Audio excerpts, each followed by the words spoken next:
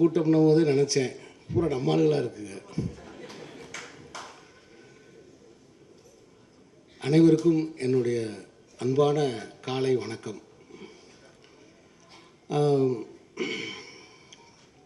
பொதுவாகவே நான் வரும்போது இங்கே இந்த மேடையில் பேசிக்கிட்டு இருந்தவர் ஒரு சில மணித்துளிகள் மட்டும்தான் நான் கேட்டேன். யாரும் கடவுளாக முயற்சிக்க வேண்டாம் அப்படின்னு சொன்னார். எனக்கு என்ன தோணுச்சுன்னா, இந்த உலகத்தில் யார் கடவுள் தெரியுமா? மனித உடலில் ஏற்படுகிற வலியை நீக்குகிறவர்கள் தான் கடவுள்.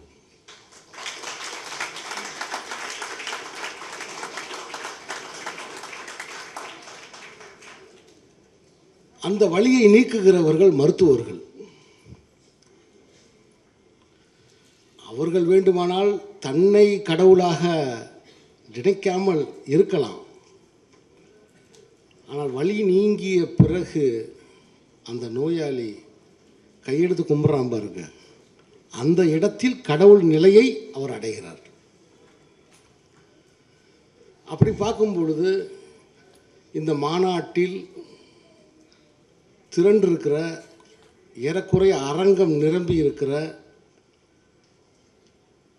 இந்த திருமண மண்டபத்தில், இந்த மண்டபத்தில் நீங்கள் எல்லோருமே எனக்கு கடவுளாகத்தான் தெரிகிறீர்கள்.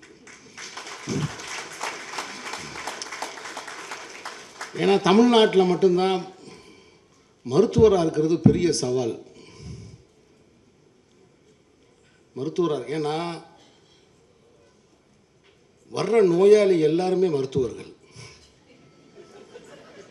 அவன் தன்னை ஒரு டாக்டர் நினச்சிக்கிட்டு தான் டாக்டர்கிட்டே வர்றான். ஆனால் அறிஞ்சோ அறியாமலோ அவன் கடவுள்கிட்ட கூட உண்மையை சொல்கிறதில்ல, டாக்டர்கிட்ட சொல்லி தான் தீர வேண்டியிருக்கு.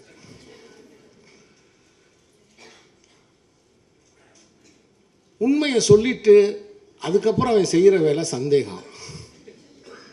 இது வேலை செய்யுமா வேலை செய்யாதா? ஆராய்ச்சியாளராக மாறிடுறான். மருத்துவர் சொல்கிற எதையுமே கடைபிடிக்கிறது இல்லை, அதை எதையுமே பின்பற்றுறதில்லை. ஆனால் அவனுக்கு உடனடியாக ரிசல்ட் தேவை. இது குணமாகுமா, இது வேலை செய்யுமா? குறிப்பாக எனக்கு அக்குபஞ்சர் மருத்துவத்தை பற்றி முழுமையாக எனக்கு தெரியாது, கொஞ்சம் தெரியும். என்னுடைய பாட்டி நடக்க முடியாமல் ரொம்ப சிரமப்பட்டாங்க. அப்போ எங்கள் பக்கத்தில், மதுரை பக்கத்தில் அது திருநகர் அப்படிங்கிற அந்த பகுதியில் ஒரு அக்குபஞ்சர் மருத்துவர் எங்கள் பாட்டியை நடக்க வைத்தார்.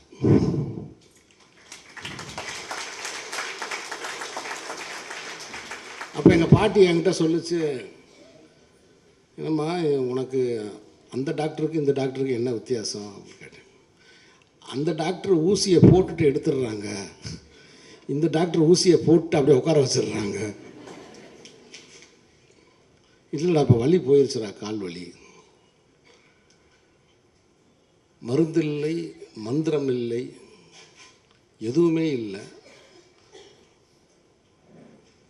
ஒரு இடத்துல குத்துற ஒரு ஊசி ஒரு 75-80 வயது மூதாட்டியை நடக்க வைத்ததை நான் நேரடியாக கண்பை பார்த்தேன். நானே அதுக்கு சாட்சி.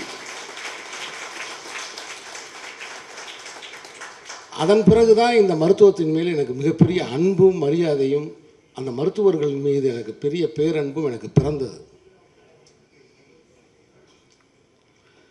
இன்றைக்கி இருக்கிற நவீன, எவ்வளோ நேரம் பேசலாம், நான் பாட்டு பேசிக்கிட்டே போகிறேன். ஏன்னா இப்போ என்னென்னா, மேடை ஏறும்போது 5 நிமிஷம் பேசினா போதும் சார்.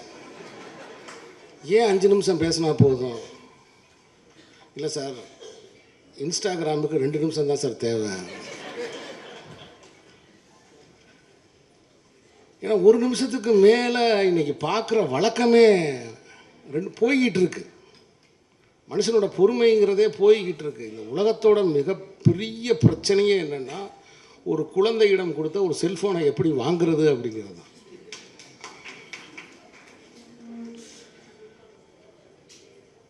படித்து பார்த்து தெரிஞ்சுக்கிட்டதை எல்லாத்தையுமே பார்த்து அதுக்கப்புறம் படித்து தெரிஞ்சுக்கிறேன். எல்லா குழந்தைகளுக்கும் ஆச்சரியங்கிறது போயிடுச்சு. நான் 15வது வயசில் தான் கடலையே பார்த்தேன். அந்த கடலை பார்த்த அந்த அனுபவம் இருக்குது பாருங்கள், ஒரு பேரனுபவமாக எனக்கு இருந்தது.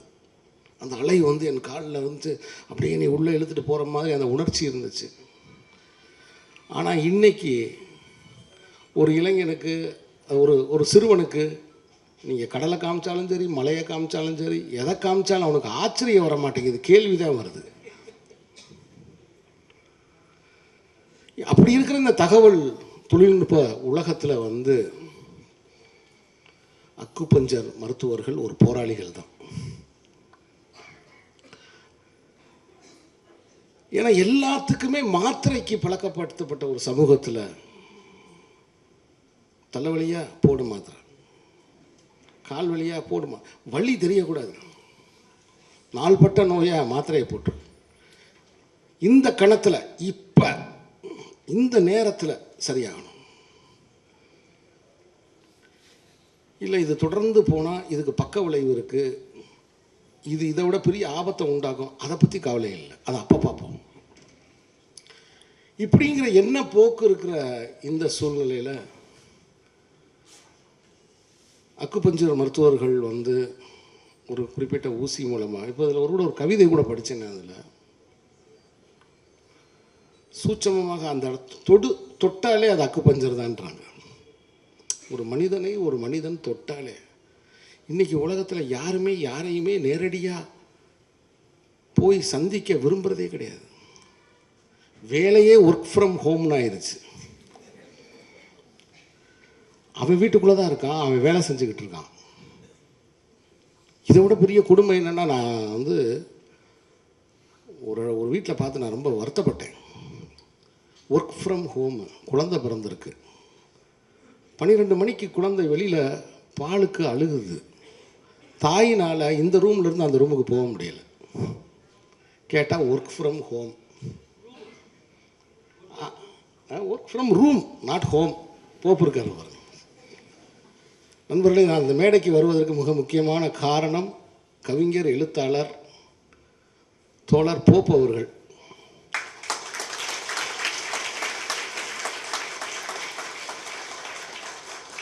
அவர் ஒரு டாக்டர் அப்படிங்கிறது எனக்கு இப்போ தான் தெரியும். ஆனால் தன்னுடைய பேச்சின் மூலமாக இந்த சமூகத்துக்கு ஊசி போட்ட ஒரு ஆள் அவர். இன்னைக்கு எல்லாருக்குமே ஊசி போடுறாரு, ரொம்ப சந்தோஷம். ஏன்னா என்னுடைய 23வது வயசில் நான் பார்த்து வியந்த ஒரு மனிதர் அவர். அந்த சின்ன வயசில் அவ்வளவு கதைகள் மேடைகளில் பேசுவார், ரொம்ப அற்புதமாக பேசுவார். அந்த திருப்பரங்குன்றம் அதை சுற்றி இருக்கிற இலக்கிய கூட்டங்களில் வந்து அப்படி சொற்பொழிவு நிகழ்த்துவார். நான் ஒரு மாணவனாக உட்காந்து அதை நான் பார்த்துருக்கேன். அவர் என்னை அழைத்ததும் நான் அதை நினச்சி தான் நான் வந்தேன். ஒரு ஆசிரியர் நம்மளை அழைக்கிறார், நாம் அங்கே போகணும், உடனே இந்த நிகழ்ச்சியில் கலந்துக்கிறணும் அப்படின்னு நினச்சி தான் இந்த நிகழ்ச்சிக்கே வந்தேன். நான் உண்மையிலே எதிர்பார்க்கல, இவ்வளவு கூட்டம் இருக்குன்னு நான் எதிர்பார்க்கல.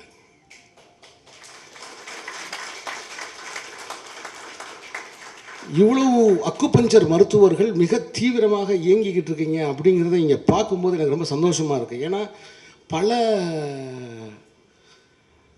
மாநாடுகளில் ஆட்கள் இல்லை, மைக் இருக்குது, கூட்டம் இல்லை, மனிதர்களை வந்து ஒன்றா கூட்டுறது கிடையாது, சந்திக்கிறது கிடையாது. பேசுகிற பேச்சாளர் ஆவேசமாக பேசிக்கிட்டு இருக்காரு, 1.5 மணி நேரம் பேசுகிறாரு, 2 மணி நேரம் பேசுகிறாரு. அப்போ நான் கேட்டேன், எங்க யாருமே இல்லைங்க, மொத்தம் ஒரு 5 பேர் தான் இருக்குது, ஏங்க இவ்வளோ நேரம் இப்படி என்னங்க ஆவேச சொற்பொழிவாக இருக்கேங்க? அது நம்ம ஆளுகளுக்கு இது மைக்குன்னு தெரிய மாட்டேங்குது, ஒளிபெருக்கி இதுக்கு பேர். மெதுவாக பேசினாலே சூரமாக கேட்கும். ஒளியை பெருக்கிறது தானே ஒளிபெருக்கியோட வேலையை. இதில் ஏங்க இவ்வளவு கத்துறீங்க அப்படின்னா, சார் உங்களுக்கு தெரியாது சார், நான் இங்கே இருக்கிறவங்களுக்காக பேசலை சார், அப்புறம் எதுக்குங்க பேசிக்கிட்டு இருக்கீங்க? யூடியூபுக்காக பேசுகிறேன் சார். ஓ, அப்போ பேச்சில் 2 வகை இருக்கா? யூடியூபுக்கு ஒரு பேச்சு, யூடியூபுக்கு ஒரு பேச்சு, நேரில் உட்காந்துருக்கிறவங்களுக்கு ஒரு பேச்சா? இப்போ எனக்கெல்லாம் எப்படின்னா இப்போ நான் பேசிக்கிட்டு இருக்கும்போதே, இப்போ உதாரணத்துக்கு 2ஆம் உலகப் போரில் ஸ்டாலின் தன் படைகளோட ரஷ்யாவுக்குள்ளே நுழைஞ்சார் அப்படின்னும் போது ஒரு ஆள் டக்குன்னு எந்திரிச்சு என்ன சொன்னீங்க, அதெல்லாம் இல்லைங்க அப்படின்னு ஏதாவது ஒரு மறுத்து சொல்லிட்டாருன்னா என்னுடைய படை சிதறிடும். நான் அப்படியே ஸ்தம்பிச்சு நின்றுவேன், பேச மாட்டேன். ஆனால் இன்றைக்கி அப்படி இல்லை. எல்லாருமே ஏன்னா ஒரு போப்பவர்கள் கூட கேட்டாங்க ஃபோட்டோ எடுக்கும்போது, கரெக்டாக நான் இந்த பக்கம் தள்ளி வந்தேன், இப்போ கேமரா பார்த்து வர்றீங்களே அப்படின்னாரு. சொல்லலை அவர்கிட்ட, ஏன்னா இங்கே இருக்கிற பசங்க ஒரு டைரக்டர் எங்கே நிற்கிறதுன்னு தெரியலன்னு வாங்க.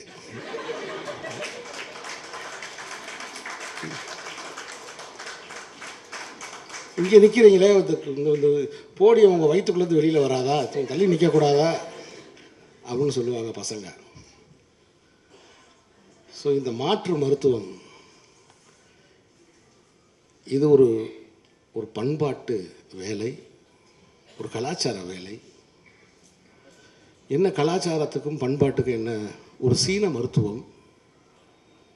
நான் இதை பற்றி ஒரே ஒரு குறிப்பு மட்டும் நான் படிச்சிருக்கேன். ஜவஹர்லால் நேரு அவர்கள் அவருக்கு சுவாசத்தில் கொஞ்சம் பிரச்சனை இருக்கும்போது அவர் சீன பயணம் மேற்கொள்ளும் பொழுது அவருக்கு இந்த சிகிச்சை அளிக்கப்பட்டு அவருக்கு உடனே குணமாச்சு. அதனால தான் அவர் இந்தியாவுக்கு இந்த அக்குபஞ்சர் மருத்துவத்தை கொண்டு வந்தார் அப்படின்னு நான் இப்போ இல்லை 15 வருஷத்துக்கு முன்னாடி ஒரு குறிப்பு நான் படித்தேன், எனக்கு ஞாபகம் இருக்கு. இப்போ இதிலிருந்து ஒரு விஷயம், ஜவஹர்லால் நேருவாக இருக்கட்டும், அது சீனு ராமசாமியாக இருக்கட்டும், நேரடியான அனுபவங்களின் மூலமாக பெறுகிற அந்த உண்மை இருக்குல்ல, அதை யாருமே மறைக்க முடியாது, அதை யாருமே மாற்ற முடியாது.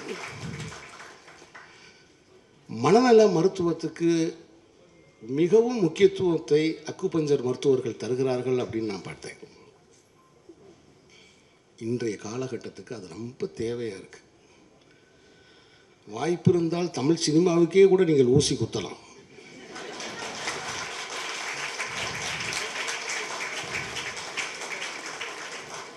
சட்டையை போட்டுக்கொண்டு வெளியே வான்னு சொன்னால் கூட ரத்த சட்டை போட்டு தான் வெளியே வருவேன்னு சொல்கிற ஒரு கோபம், ஒரு வன்மம், ஒரு பழி வாங்கணும், துடிக்கிற ரத்தம் கொப்பளிக்க விட்டு அதில் கைத்தட்டல் வாங்கணும்னு நினைக்கிற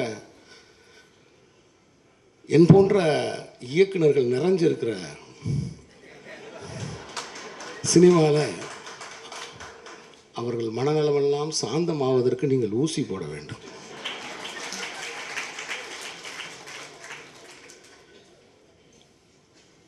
மனிதனுடைய ஆசையை கட்டுப்படுத்துவதற்கு ஒருவேளை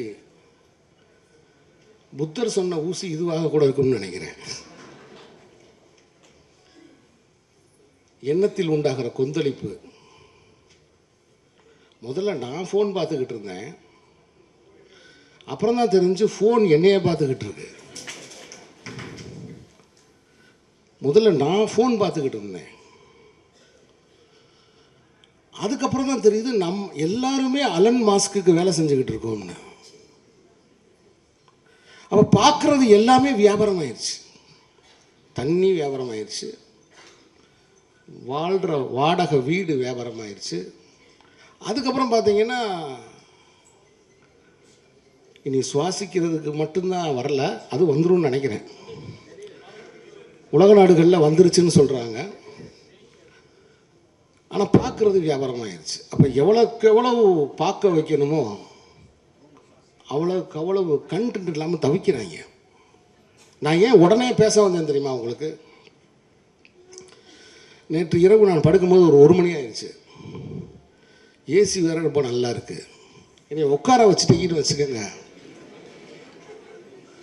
கண்டென்ட் கிடைக்காம பசங்க வேற தவிக்கிறாங்க. நான் அப்படி தூங்கி டம்முன்னு விழுந்துட்டேன்னு வச்சுக்கோங்க, அக்குபஞ்சர் மாநாட்டில் குப்புற விழுந்த இயக்குனர் வாங்க.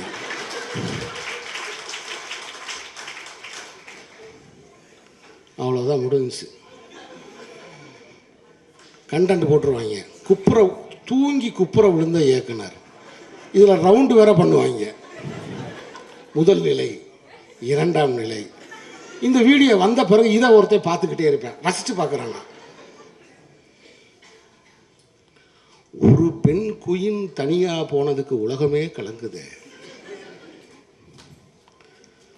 தமிழ்நாட்டில் உரிய மருத்துவம் இல்லாமல் அது என்ன ஏதுன்னு தெரியாத பாமர ஜனங்கள் எவ்வளவோ இந்த நாட்டில் கஷ்டப்படுறாங்களே. நான் இந்த மேடைக்கு, இந்த மாநாட்டில் நான் வந்தது உங்களை எல்லாம் பார்த்து ஒரு வணக்கம் சொல்லிவிட்டு உங்களுக்கு ஒரே ஒரு விண்ணப்பத்தை மட்டும் வைப்பதற்கு. எத்தனையோ ஏழை எளிய மக்கள் வலியோடும் துன்பங்களோடும், அதே சமயத்தில் சில மருத்துவத்தின் பின் விளைவுகளாலும் கிராமப்புறங்களில் அவஸ்தைப்படுறாங்க. நீங்கள் எல்லாம் அவர்களை போய் சேர வேண்டும். அவர்களுக்கு நீங்கள் மருத்துவம் பார்க்க வேண்டும்.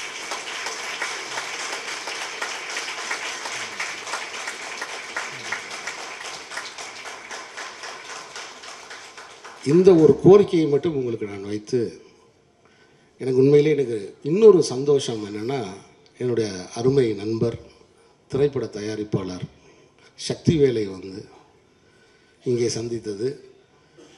ஒவ்வொரு சிறிய படங்களையும் எடுத்து மக்கள் மன்றத்துக்கு கொண்டு செல்லக்கூடிய ஒரு ஆற்றலாளர். ஏன்னா எப்பவுமே இந்த சின்ன படங்களை கொண்டு போய் மக்கள்கிட்ட சேர்க்கறதுக்கு யாரும் முன் வர மாட்டாங்க. சின்ன படங்கள் மட்டும் இல்லை, வியாபாரத்துலேயும் சரி. 300 கோடி, 500 கோடி, 1000 கோடி. ஏன்னா இப்போ யாருக்குமே என்ன வேண்டிய வேலை இல்லை. எல்லாமே நம்பராகவே போயிடுது. எங்கள் தாத்தாலாம் எனக்கு ஒரு 50 ரூபாயை 20 ரூபாயை கொடுத்துவிட்டு 30 ரூபா பின்னாடியே வச்சுருவார், உள்ஜோப்பில் வைடான்னு. அதை பிட்பாக்கெட் அடிக்கிறதுக்கு ஒரு 4 பேர் மதுரையில் திரிவாங்க. இன்றைக்கி அதெல்லாம் கிடையாது, எல்லாமே நம்பர் தான். அப்படி நம்பராக மாறிக்கிட்ட இந்த உலகத்தில் நல்ல கலாச்சாரமான படங்களை எடுத்து அதை மக்களுக்கு கொண்டு போய் சேர்க்க வேண்டும் என்கிற ஒரு பணியை செஞ்சுக்கிட்டு இருக்கிற அருமை சகோதரர் சக்திவேலை இந்த மேடையில் நான் பார்த்தது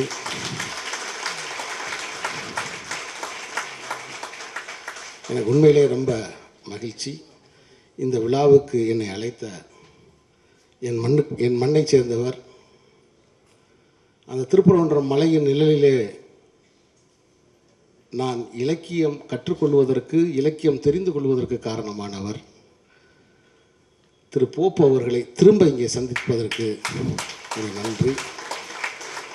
அதனால் யார் சொன்னாலும் கேட்காக்க, என்னுடைய நண்பர் என்னை மன்னித்து கொள்ள வேண்டும், நீங்கள் கடவுள் தான்.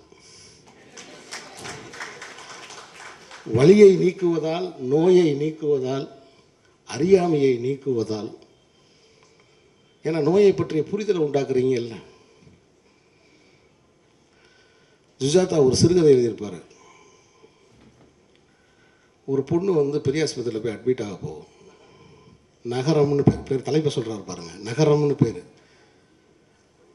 அந்த டாக்டர் உள்ளே போனோடனே இங்கே போய் அட்மிட் பண்ணுங்க, அங்கே போங்க, இங்கே போங்க, இங்கே சீட்டு வாங்க, அங்கே வாங்க. இந்த அலைக்கழிப்புலேயே அவங்க அம்மா மனசை விட்டு, நம்ம மாரியம்மன் கோயிலில் போய் ஒரு காப்பு கட்டினோம்னா சரியாயிரும் மகளே வா அப்படின்னு அந்த பிள்ளையை கூட்டிக்கிட்டு வெளியில் வந்துடும். இப்போ அந்த அட்மிஷன் போட சொன்ன டாக்டரு வேகமாக பார்ப்பாரு, அங்கே பிள்ளை இருக்காது. எங்கே அந்த பிள்ளை? இன்னும் 2 நாள் தான் அந்த பிள்ளை உயிரோடு இருக்க போகுது, விட்டோம்னா செத்துருங்கய்யா, உடனே காப்பாற்றுங்க அப்படின்னா ஒட்டுமொத்த அந்த ஆஸ்பத்திரியிலே அந்த நோயாளியை தேடுவாங்க. இவங்க ஆட்டோ ரிக்ஷாவில் போய்கிட்டு இருப்பாங்க, சைக்கிள் ரிக்ஷாவில் போய்கிட்டு இருப்பாங்க. இப்படின்னு ஒரு கதை நான் படிச்சிருக்கேன். அது மாதிரி மக்களுக்கு அந்த அறிவையும் ஊட்ட வேண்டிய கடமையும் உங்களுக்கு இருக்குது. அந்த பணியும் நீங்கள் செய்கிறீங்க. அதனால் உங்களை எல்லாம் நான் வாழ்த்தி, இந்த பேச்சை எப்படி தொடங்குவது என்று தவிப்போடு வந்த எனக்கு கடவுள் என்ற வார்த்தையை எடுத்து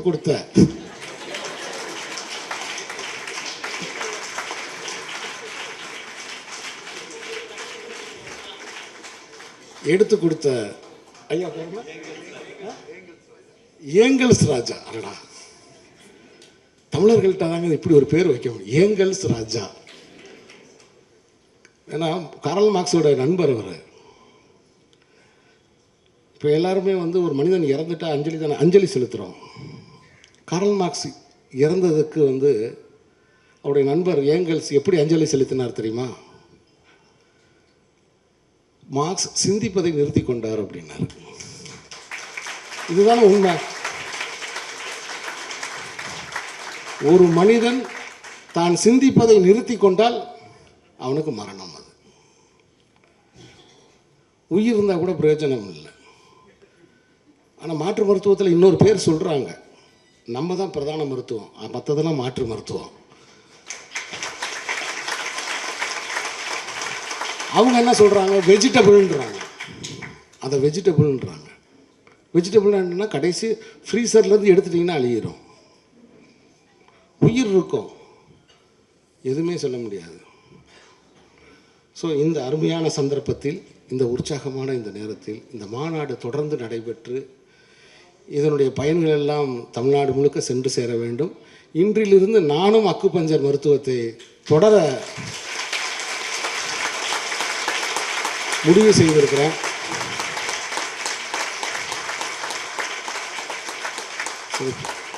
தோழர் போப்பு கூப்பிட்டாரு, சரி போயிடுவோம், மாநாடு அக்குபஞ்சர் மாநாடு சரி அப்படின்னு நினச்சி வந்தேன். ஆனால் நான் இங்கு வந்ததும் இந்த அரங்கை பார்த்ததும் நான் உண்மையிலே பிரமிச்சு போயிட்டேன். அவ்வளோ உற்சாகமாக, அவ்வளோ பெருந்திரளாக, நம்பிக்கையோடு நீங்கள் இயங்கிக் கொண்டிருக்கிறீர்கள். உங்கள் அனைவருக்கும் என்னுடைய நன்றி.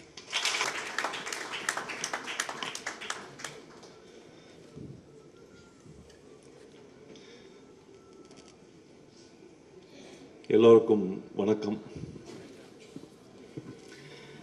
அக்கு சிகிச்சையாளர்கள் சங்கத்தினுடைய முதல் மாநில மாநாடு. சார் சொன்னது மாதிரி ஒரு 40 நாளில் இப்படி ஒரு மாநாடு நடந்துட முடியுமா அப்படின்னு எல்லாரும் கேட்டாங்க ஒரு நாளை குறிக்கும் போது. ஆனால் நடக்குது. இயற்கையினுடைய பேராற்றல், அதனுடைய அருளால் நாம் எதை விரும்புகிறோமோ அது நம்மளை ரொம்ப வேகமாக அதை நோக்கி நம்மளை கூட்டிகிட்டு போகுது. அறம்சார் வாழ்வே நலம் தரும் மருந்து அப்படின்னு மாநாட்டினுடைய தலையெழுத்தை முடிவு பண்ணும்போது வேறு எந்த மாற்று விஷயங்களுமே மாற்று கருத்துக்களுமே இல்லாமல் முன்வைக்கப்பட்ட முதல் வார்த்தை, அதுவும் முதல் வசனம். ஏதோ பல வசனங்களை எடுத்து வச்சுட்டு அதுக்கப்புறமா நம்ம இதை தேர்ந்தெடுத்தோம் அப்படி இல்லை. முதல்ல முன் வச்சதே அதுதான் வச்சாங்க. வச்சது எல்லாருக்கும் பொருத்தமாக இருந்துச்சு. அப்படியே அது மாநாட்டினுடைய தலையெழுத்தாக மாறி இருக்குது. அறம்சார் வாழ்வே நலம் தரும் மருந்துன்னு. தோழர் மு வீரபாண்டியன்ட்ட பத்திரிக்கை அப்படி கொடுத்த உடனே அப்படி விரித்து பார்த்துட்டு, ஆரம்பம்னு குறிப்பிட்டீங்களே, அங்கேயே அரசியல் வந்துருச்சு அப்படின்னாரு. இங்கே பத்திரிக்கையை பார்த்தாலும் அப்படியே முழுக்க முழுக்க அரசியல் ஆளுங்களாக பேராக இருக்குது.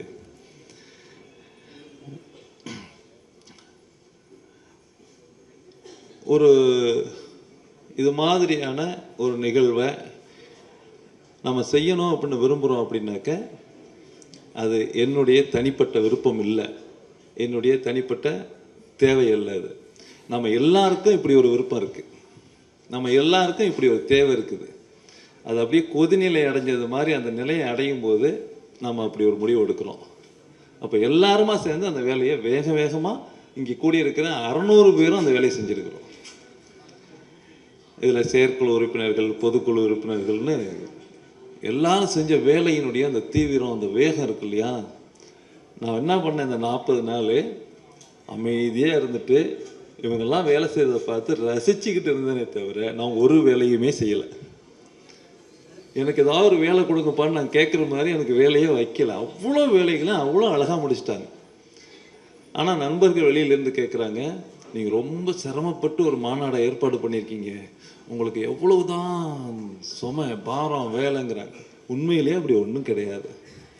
நம்ம தோழர்கள் ரொம்ப அழகாக இதை பற்றி யோசிக்கிறதுக்கு கூட, அடுத்து என்னன்னு யோசிக்கிறதுக்கு கூட வாய்ப்பளிக்காமல் எல்லாத்தையும் அவங்களே யோசித்து அவங்களே முன்னாடி செஞ்சு எல்லாத்தையும் சிறப்பாக அழகாக முடிச்சிட்டாங்க. எல்லாம் முடிச்சுட்டு மாநாடு தயாராகிடுச்சு. அப்போது முக்கியமானது இப்படி ஒரு மாநாடு நடக்குதுங்கிறது வெளியில் தெரியணும் இல்லையா? அப்போ அண்ணன் கேட்டாங்க, சக்திவேலன் அண்ணன் கேட்டிருந்தாங்க, என்ன ஏற்பாடு பண்ணியிருக்கீங்க அதை நீங்கள் வெளியில் கொண்டு போய் சேர்க்கறதுக்கு அப்படின்னு.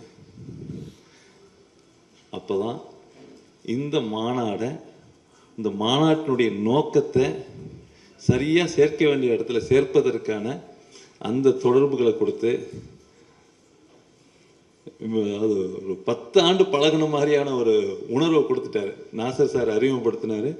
10 ஆண்டுகளுக்கு நம்ம பழகிருந்தால் எப்படி ஒரு நெருக்கமான ஒரு மன உணர்வு, நமக்கு ஒரு இணக்கம் ஏற்பட்டிருக்குமோ அப்படி ஒரு நபரை அறிமுகப்படுத்தி அதை இன்னைக்கு இந்த உலகம் முழுசும் தெரியப்படுத்துறதுக்கான அந்த வேலைகளை நமக்கு செஞ்சு கொடுத்துருக்குறாங்க.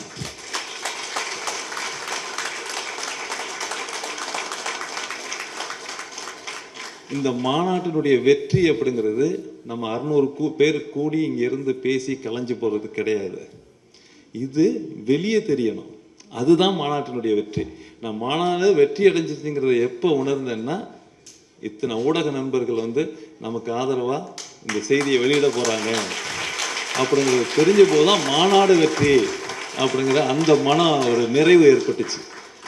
உண்மையிலேயே இந்த பயணத்தில் மிக முக்கியமான தருணமாகவும் இது அடுத்த கட்டம் அப்படிங்கிறது 1 2 இல்லை, 1 100ஆவோ 1000ஆவோ விரிகிறதுக்கான அந்த வாய்ப்பு இன்னைக்கு அடி எடுத்து வச்சிருக்குன்னு நான் ரொம்ப அழுத்தமாக அதை நம்புகிறேன். இந்த நிகழ்வில் பங்கேற்றிருக்கக்கூடிய, மேடையில் வந்திருக்கக்கூடிய பெருமதிப்புக்குரிய அண்ணன் மனோகரன், அவர் உங்களை எல்லாருக்கும் தெரியும். கிட்டத்தட்ட 19 ஆண்டுகளுக்கு மேலே இந்திய விமானப்படையில் பணியாற்றி நம்ம முன்னாள் ஜனாதிபதி அப்துல் கலாம் உட்பட, பிரதமர் வாஜ்பாய் உட்பட எல்லாருக்கும் இந்த விமானத்தை தான் நீங்கள் இன்றைக்கி ஏறி போகணும்னு சொல்லி அந்த விமானத்தை அலாட்மெண்ட் பண்ணி கொடுத்த அந்த அதிகாரியாக இருந்து அவங்க கூட பயணிச்சிருக்கிற அந்த அனுபவத்தோட பக்குவத்தோடவும் நம்ம கூட அந்த வேலைகளை, மிக முக்கியமான வேலைகளெல்லாம் நிறைய செஞ்சு முன்னெடுத்து வந்திருக்கிறாங்க. நம்ம அமைப்பு தொடங்கினதிலிருந்து அமைப்பை செயல்படுத்தி செயலாளராக இயங்கி வந்திருக்கிற அக்கா விஜயலட்சுமி,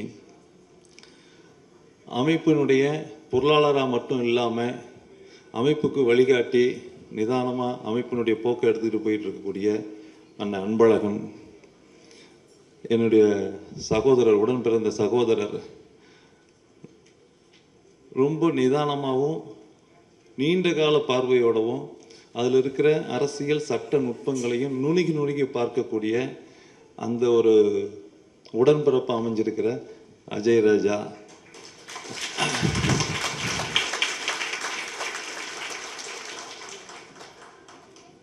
நிறைவுரையாற்றுறதுக்காக அமர்ந்திருக்கிற தோழர் போப்பு,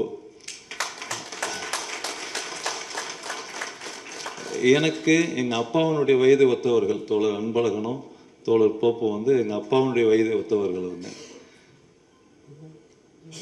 எங்களுக்குள்ள எப்போவுமே இந்த வயது வித்தியாசம் தெரிஞ்சதில்லை. நான் கூட சில நேரத்தில் நினைப்பேன், இவ்வளோ வயசில் இருக்கும்போது நம்ம எப்படி அதை அணுகிறது போகிறதுன்னு. அப்படி அணுகணும், அந்த இடைவெளி இருக்கணுங்கிற அந்த இடைவெளி இல்லாமல் எனக்கு அந்த இடத்த கொடுத்துருக்குறாங்க.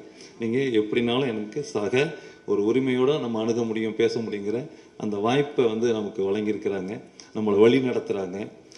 நம்ம இந்த தலைமைங்கிற அந்த பொறுப்பை ஏற்றிருந்தாலும் கூட நம்மளை சரியாக பக்குவமாக அரவணைச்சு கூட்டிகிட்டு போகிறதுக்கு, வழிகாட்டி கூட்டிகிட்டு போகிறதுக்கு அந்த வயதில் மூத்தவர்கள் நம்ம கூட இருக்கிறாங்க, அனுபவத்தில் மூத்தவர்கள் நம்ம கூட இருக்கிறாங்க, இந்த இயக்க பணிகளில் நிறைய அனுபவம் உள்ளவங்க நம்ம கூட இருக்கிறாங்க. அப்படிங்கிற அந்த கூடுதலான ஒரு ஆதரவு தான் நம்ம 3 ஆண்டுகளுக்குள்ளார இவ்வளோ உறுப்பினர்களும், இப்படி ஒரு மாநாடும், இப்படி ஒரு நிகழ்வு தமிழ்நாட்டில் 45 வருஷமாக நடந்துக்கிட்டு இருக்குது. அக்குப்பஞ்சர் அப்படிங்கிறது 45 வருஷமாக தமிழ்நாட்டில் போயிட்டு இருக்குது.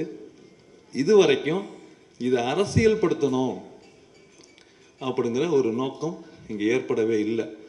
ஒரு மாநாடு அப்படிங்கும்போது அவங்கவுங்களா கூடி கலைஞ்சு போகிற ஒரு தன்மை இருந்து போச்சு.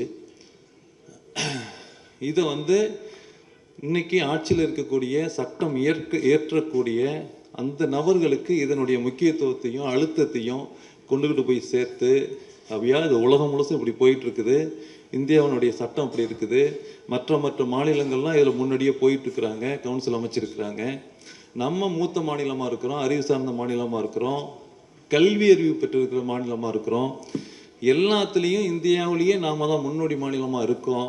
அப்படிங்கும்போது இந்த அக்குபஞ்சர் அப்படிங்கிற மிக உயர்ந்த எளிய மக்களுக்கும் கொண்டு போய் சேரக்கூடிய பயனடைக்கக்கூடிய ஒரு மருத்துவ முறையை நாம் சீக்கிரம் முன்னெடுக்கணுங்கிற அந்த செய்தியை அவங்களுக்கு கொண்டு போய் சேர்க்கணும்னு ஆசைப்படும் போது எல்லாருடைய நம்ம அமைப்பில் இருக்கிற ஒவ்வொருத்தருடைய உடன்பாடும் ஆதரவோடவும் சில நபர்களை நம்ம அழைக்கணும்னு விருப்பப்பட்டோம். அதில் முதல் நாளாகவே போப் சார் சொன்னார், நம்ம நீங்கள் சிபிஐலேருந்து நான் கூப்பிடுங்களேன் அப்படின்னாரு. சரின்ட்டு வீரபாண்டியனை கூப்பிட்டோம். நம்ம எடுத்துக்கிட்டு இருக்கிற தோழர் சொன்னது மாதிரி தோழர் வேலை வேற ஹீலர் வேற இல்லை அப்படிங்கிறது மாதிரி ஒரே ஒரு கேள்வி தான் கேட்டார். இது அறிவியல் பூர்வமானது தானே அப்படின்னாரு. அந்த கேள்வி இருக்கு இன்னைக்கு மக்கள் மத்தியிலையும் இதிலிருந்து பயனடைஞ்சவங்க மத்தியிலையும் இது அறிவியல் பூர்வமானது தானே அப்படிங்கிற ஒரு கேள்வி இருக்கு. நிச்சயமா தோழர், இது உலகம் முழுசும் 100க்கும் மேற்பட்ட நாடுகள் முழுமையான மருத்துவ முறையாக இதை ஏற்றுக்கிட்டு அமல்படுத்தி இருக்கிறாங்க. உலக சுகாதார நிறுவனம் இது முழுமையான மருத்துவ முறையாக அங்கீகரிச்சிருக்குது. இந்தியாவும் இதை 2017 முழுமையான மருத்துவ முறையை அறிவிச்சிருந்துச்சு. இது முழுமையான மருத்துவ முறை அறிவியல் பூர்வமானது தான் அப்படின்னு சொன்னோம். நிச்சயமாக நாங்கள் கலந்துக்கிறோம் தோழர். நாம தான் எப்போதும் போராட்டத்தில் முன்களத்தில் இருக்கணும், நம்ம முன்னாடி எடுப்போம் அப்படின்னாங்க. அது மாதிரி பாலகிருஷ்ணன் தோழர்கிட்ட போப் தோழர் தான் பேசினார். இப்படி ஒரு பணி தமிழ்நாட்டில் போகுதுங்கும்போது நாம் பின்னாடி தேங்கி போயிடக்கூடாது, நாம் முன்கை எடுக்கணும், நாமளை நிற்கிறோம். இதை முன்னாடி கொண்டு போய் நம்ம இதை இங்கே சட்ட அங்கீகாரம் பெறுவதற்கும் இதுக்கான அரசாணைகள் பெறுவதற்கும் வழிகாட்டுதலை பெறுவதற்கு உண்டான வேலைகளை நாம் செய்வோம் அப்படின்னு சொல்லி இடதுசாரி அமைப்புகளாக இருக்கக்கூடிய சிபிஐ சிபிஎம் 2 பேரும் நம்ம கூட கை கோத்தாங்க. பொதுவாக எங்கேயாவது ஒரு போலீஸ் சாமியார் ஒரு பித்தலாட்டம் நடக்குது, ஒரு மோசடி நடக்குது, ஒரு குழப்பம் நடக்குது அப்படின்னா அங்கே எதிர்த்து நிற்கக்கூடியவர்கள் இடதுசாரி அமைப்புகளாக இருப்பாங்க. அப்போ அவங்க இன்னைக்கு நம்ம மேடைக்கு 2 மணிக்கு வர்றதா இருக்கிறாங்க. வந்தாங்கன்னா நாம் எந்த அளவுக்கு நியாயமான நேர்மையான ஒரு வேலையில் போகிறோம் அப்படிங்கிறத நமக்கு நாமளே நினச்சி பார்த்துக்கிறதுக்கு இன்றைக்கி நம்ம கூட கை கோத்துருக்குறாங்க. எல்லாருக்கும் ஒன்று இருக்கும், இது அறிவியல் பூர்வமானது தான் அப்படின்னு ஒரு கேள்வி வந்துட்டதுக்கு பிறகு திராவிடர் கழகம் இங்கேருந்து விலகி நிற்கும். அறிவியல் பூர்வமற்ற எல்லாத்தையும் திராவிடர் கழகம் எதுக்கும். திராவிடர் கழகங்கிறது தந்தை பெரியார் தொடங்கினது. அக்குபஞ்சருக்கான முதல் பல்கலைக்கழக பட்டய படிப்பை தொடங்கி கொடுத்தது பெரியார் மணியம்மை பல்கலைக்கழகம் தஞ்சாவூரில் இருக்கிறது. அதனுடைய துணைவேந்தராக இருந்த டாக்டர் நல் ராமச்சந்திரன் அவங்க பல இடங்களில் சிகிச்சை பார்த்து அவர் கால் மூட்டில் இருந்த வலி குறையலை, போகவே இல்லை, கைவிட்டார். நம்ம இப்படி தான் இருக்கணும் போல் இருக்குன்னு அப்படி இருந்துக்கிட்டார். திடீர்னு ஒரு நண்பர் சொல்லியிருக்கிறாரு, நீங்கள் சிகிச்சை எடுங்க வாங்க சரியாகணும். அவர் அத்தி வெட்டியில் வந்து ட்ரீட்மெண்ட் எடுத்துட்டு தஞ்சாவூர் போகிறதுக்குள்ள வலி போயிடுச்சு, போன வேகத்தில் திருப்பி வந்துட்டார். இப்படி ஒரு மருத்துவ முறை இருக்குது அப்படின்னா இதை ஏன் நீங்கள் பல்கலைக்கழகத்தில் வந்து சொல்லிக் கொடுக்கக்கூடாதுன்னாரு. எங்ககிட்ட பாடத்திட்டம் இல்லைன்னோ உருவாக்குவோம் அப்படின்னாரு. அவர் பேச ஆரம்பித்து 6வது மாதத்துக்குள்ளார முழு நேர பல்கலைக்கழக பட்டய படிப்பா 2 ஆண்டு முழு நேர பட்டய படிப்பா இதை பல்கலைக்கழகத்தில் அவரே தொடங்கிட்டார். தமிழ்நாட்டில் யார் ஒருத்தரும் இது அறிவியல் பூர்வமானது தானான்னு கை நீட்டி நம்மளை கேட்கக்கூடாதுங்கிறதுல அவர் ரொம்ப கவனமாக இருந்தார். அதனால இன்டர்நேஷ்னல் சயின்ஸ் ஆர்டிகல்ஸ் எல்லாம் பப்ளிஷ் பண்ணுற ஒரு இன்டர்நேஷ்னல் கான்ஃபரன்ஸ் வந்து பெரியார் மணியம் யூனிவர்சிட்டியில் அரேஞ்ச் பண்ணியிருந்தாங்க. அதில் நீங்களும் ஆர்டிக்கலை கொடுங்க, அதை பப்ளிஷ் பண்ணுவோம், சயின்ஸ் ஆர்டிக்கலாக இருக்கணும், சயின்டிஃபிக் அப்ரோச்சில் இது இருக்கணும்னு சொல்லி அக்குபஞ்சர்லேருந்து 2 ஆர்டிக்கலை அதில் பப்ளிஷ் பண்ணாங்க. அப்போ இது முழுமையான மருத்துவ முறை, இது அறிவியல் பூர்வமான மருத்துவ முறை அப்படிங்கிறத நிறுவுவதற்கான அந்த வேலைகளை திராவிடர் கழகமும் நமக்கு தொடர்ந்து ஆதரவாகவும் ஒத்துழைப்பாகவும் இருந்து வந்திருக்கிறாங்க. அந்த வகையில் நம்ம ஐயா வீரமணியை கூப்பிட்டுருந்தோம். அவங்க இந்த மாதம் ஜனவரி 28லேருந்து பிப்ரவரி 2 வரைக்கும் சுற்றுப்பயணத்தில் இருக்கிறாங்க. தலைவர்கள்லாம் அங்கே இருக்கிறோம், அதனால் வர முடியாதுன்னு சொல்லி வாழ்த்து செய்தி அனுப்பியிருக்கிறாங்க. நமக்கு வாழ்த்து செய்தி வந்திருக்குது. நம்ம தோழர்கள்லாம் பாண்டிச்சேரியில் இருந்துட்டு எங்கள் பாண்டிச்சேரி தனி மாநிலம் மாதிரி இருக்கிறோம் நாங்கள். அதனால் நாங்கள் எங்கள் முதலமைச்சரையும் எங்கள் சுகாதாரத்துறை மந்திரியும் பார்ப்போம்னு சொல்லி நேராக போய் பாண்டிச்சேரி முதலமைச்சரை போய் பார்த்தாங்க. அவரை பார்த்து விஷயத்தை சொல்லி அவர்கிட்ட இருந்து ஒரு பக்கம் வாழ்த்து செய்தி வாங்கிட்டு வந்திருக்கிறாங்க. இப்போ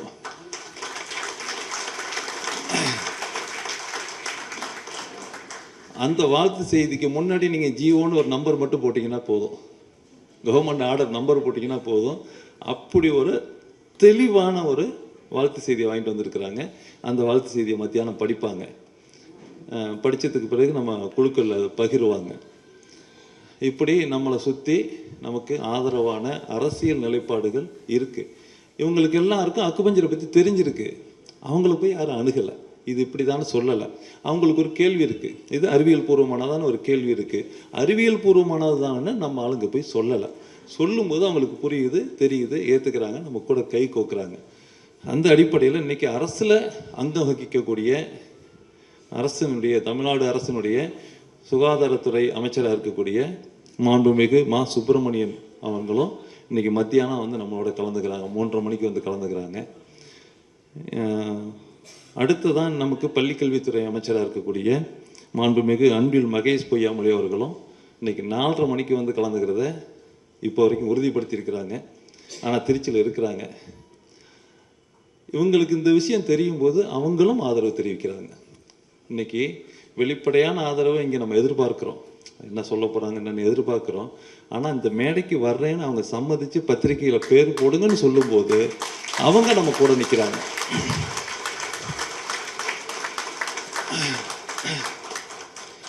இந்த கோர்ட் ஆர்டர் ஒன்று வந்துக்கிட்டே இருக்குது அப்படின்னு சொல்லும்போது முன்னாள் உயர்நீதிமன்ற நீதிபதி ஒருத்தர் சொன்னார், நீங்கள் எப்போவும் நீதிமன்றத்தை நாடியே எல்லாத்தையும் சாதிக்கலான்னு நினைக்காதீங்க.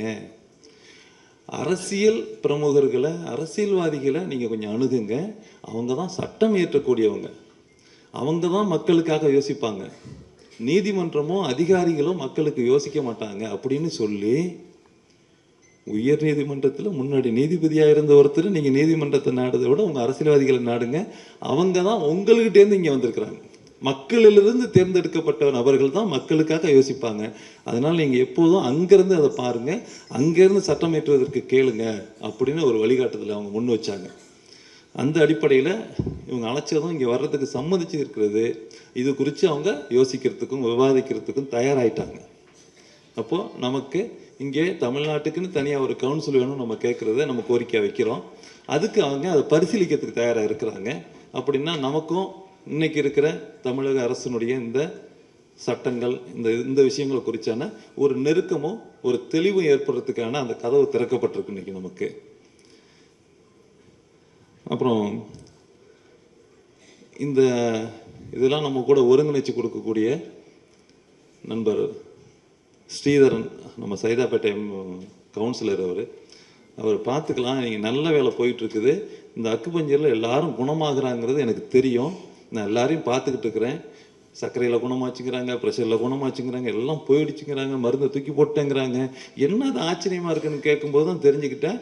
அதனால் எங்களுக்கு என்ன முடியுமோ எல்லாம் உங்களுக்கு நாங்கள் செய்கிறோம், கூட இருக்கிறோம் அப்படின்னு அவங்க ஒரு வாக்கு கொடுத்துருக்குறாங்க. அதே மாதிரி அண்ணன் சக்திவேல் பேசினாங்க இல்லையா, நாங்கள் ஒரு 2 நாளுக்கு முன்னாடி நீண்ட நேரம் பேசிக்கிட்டு இருந்தோம். எனக்கு பெரிய நம்பிக்கை, அவர் கூட பேசினதுக்கு அப்புறம் ஒரு பெரும் நம்பிக்கை. என்னோட ஒரு 4 வயசு 3 வயசு கூட இருக்கலாம். நான் இருந்த மாதிரி ஒரு ஊர்லேருந்து வந்து சென்னைக்கு வந்து இன்றைக்கி தமிழ்நாட்டிலேயே மிகப்பெரிய சினிமா விநியோகஸ்தராக இருக்கக்கூடிய ஒரு ஆளாக அன்னைக்கு உருவெடுத்திருக்கிறாரு. அப்படிங்கும்போது அது சாதாரணமாக நடந்திருக்க முடியாது. அதை சுற்றி அனுபவம், எத்தனையோ தடைகளை மீறி அப்படி வந்திருக்கிற நபர் அந்த உள்ளிருந்து அதை எப்படி பார்க்குறாரு அப்படிங்கிறதெல்லாம் நான் தெரிஞ்சுக்கிற போது எனக்கு கூடுதல் நம்பிக்கை ஏற்பட்டிருக்கு. நம்ம அமைப்பு இப்போ இங்கே நிற்காது, தேங்காது. நம்மளுடைய நோக்கங்கள் அப்படிங்கிறது எல்லாத்தையும் இன்னும் வளர்ந்த நிலையில் இருக்கக்கூடிய, எளிமையாக மற்றதெல்லாம் அணுகக்கூடிய ஒரு நபர், நமக்கு நெருக்கமாக இருக்கக்கூடிய நபர் நமக்கு வழிகாட்டுறதுக்கு தயாராக இருக்கிறார். அப்படிங்கும்போது ஒரு பெருநம்பிக்கை கிடைச்சிருக்குது.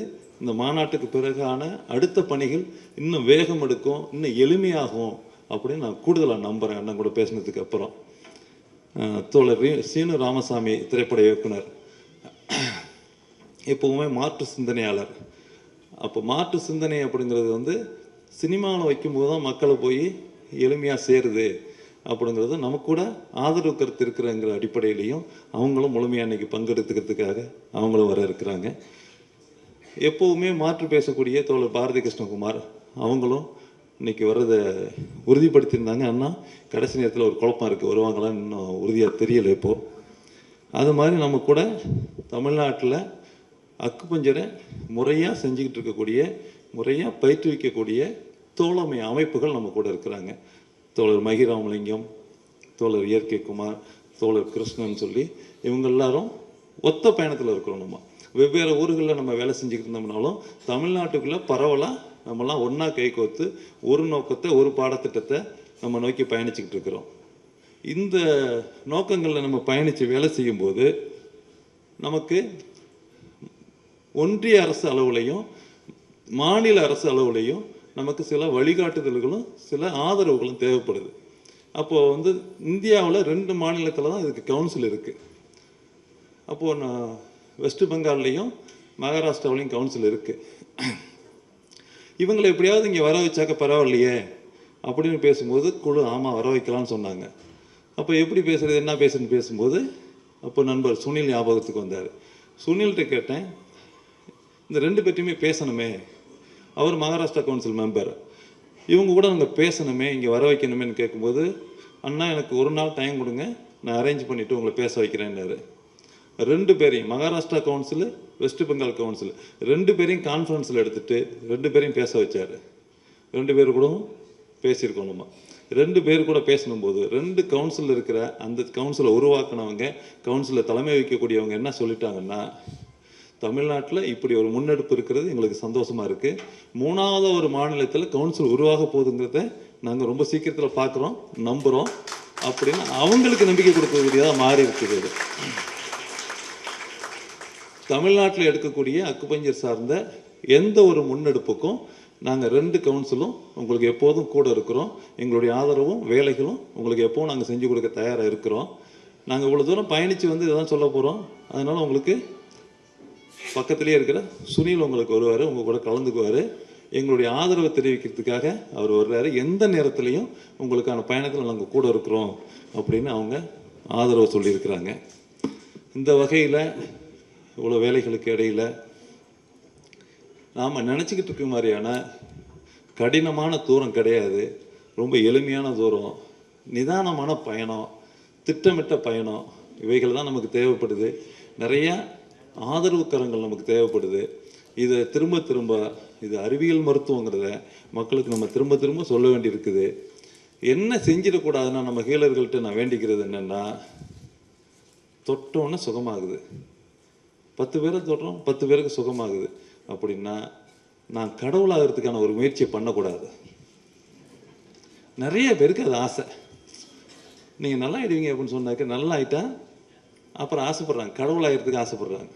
அந்த முயற்சியில் ஒருபோதும் இறங்காதீங்க. எப்போதுமே நான் பண்ணுறது ஒரு மருத்துவ முறை, அந்த மருத்துவ முறையை தான் நான் செஞ்சுக்கிட்டு இருக்கிறேன். இது அறிவியல் பூர்வமான மருத்துவ முறை.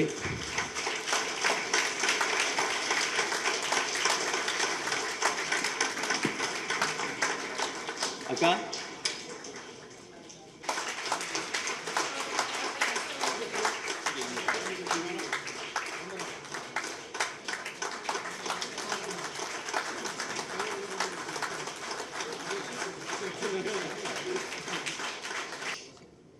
அனைவருக்கும் வணக்கம்.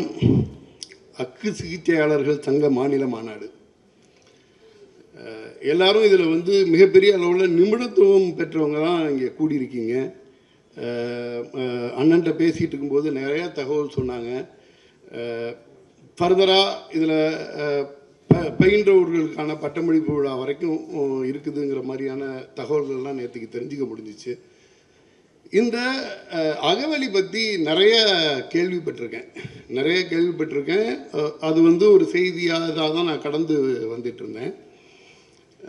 எனக்கு இதில் ரொம்ப முக்கியமாக இந்த இந்த இந்த மாநாட்டுக்கு நான் வந்ததுக்கு காரணமாக இருந்த அன்பழகன் அண்ணன் அண்டு மனோகரன் அண்ணன் 2 பேருக்கும் வந்து நான் முதல்ல நன்றி சொல்லணும்.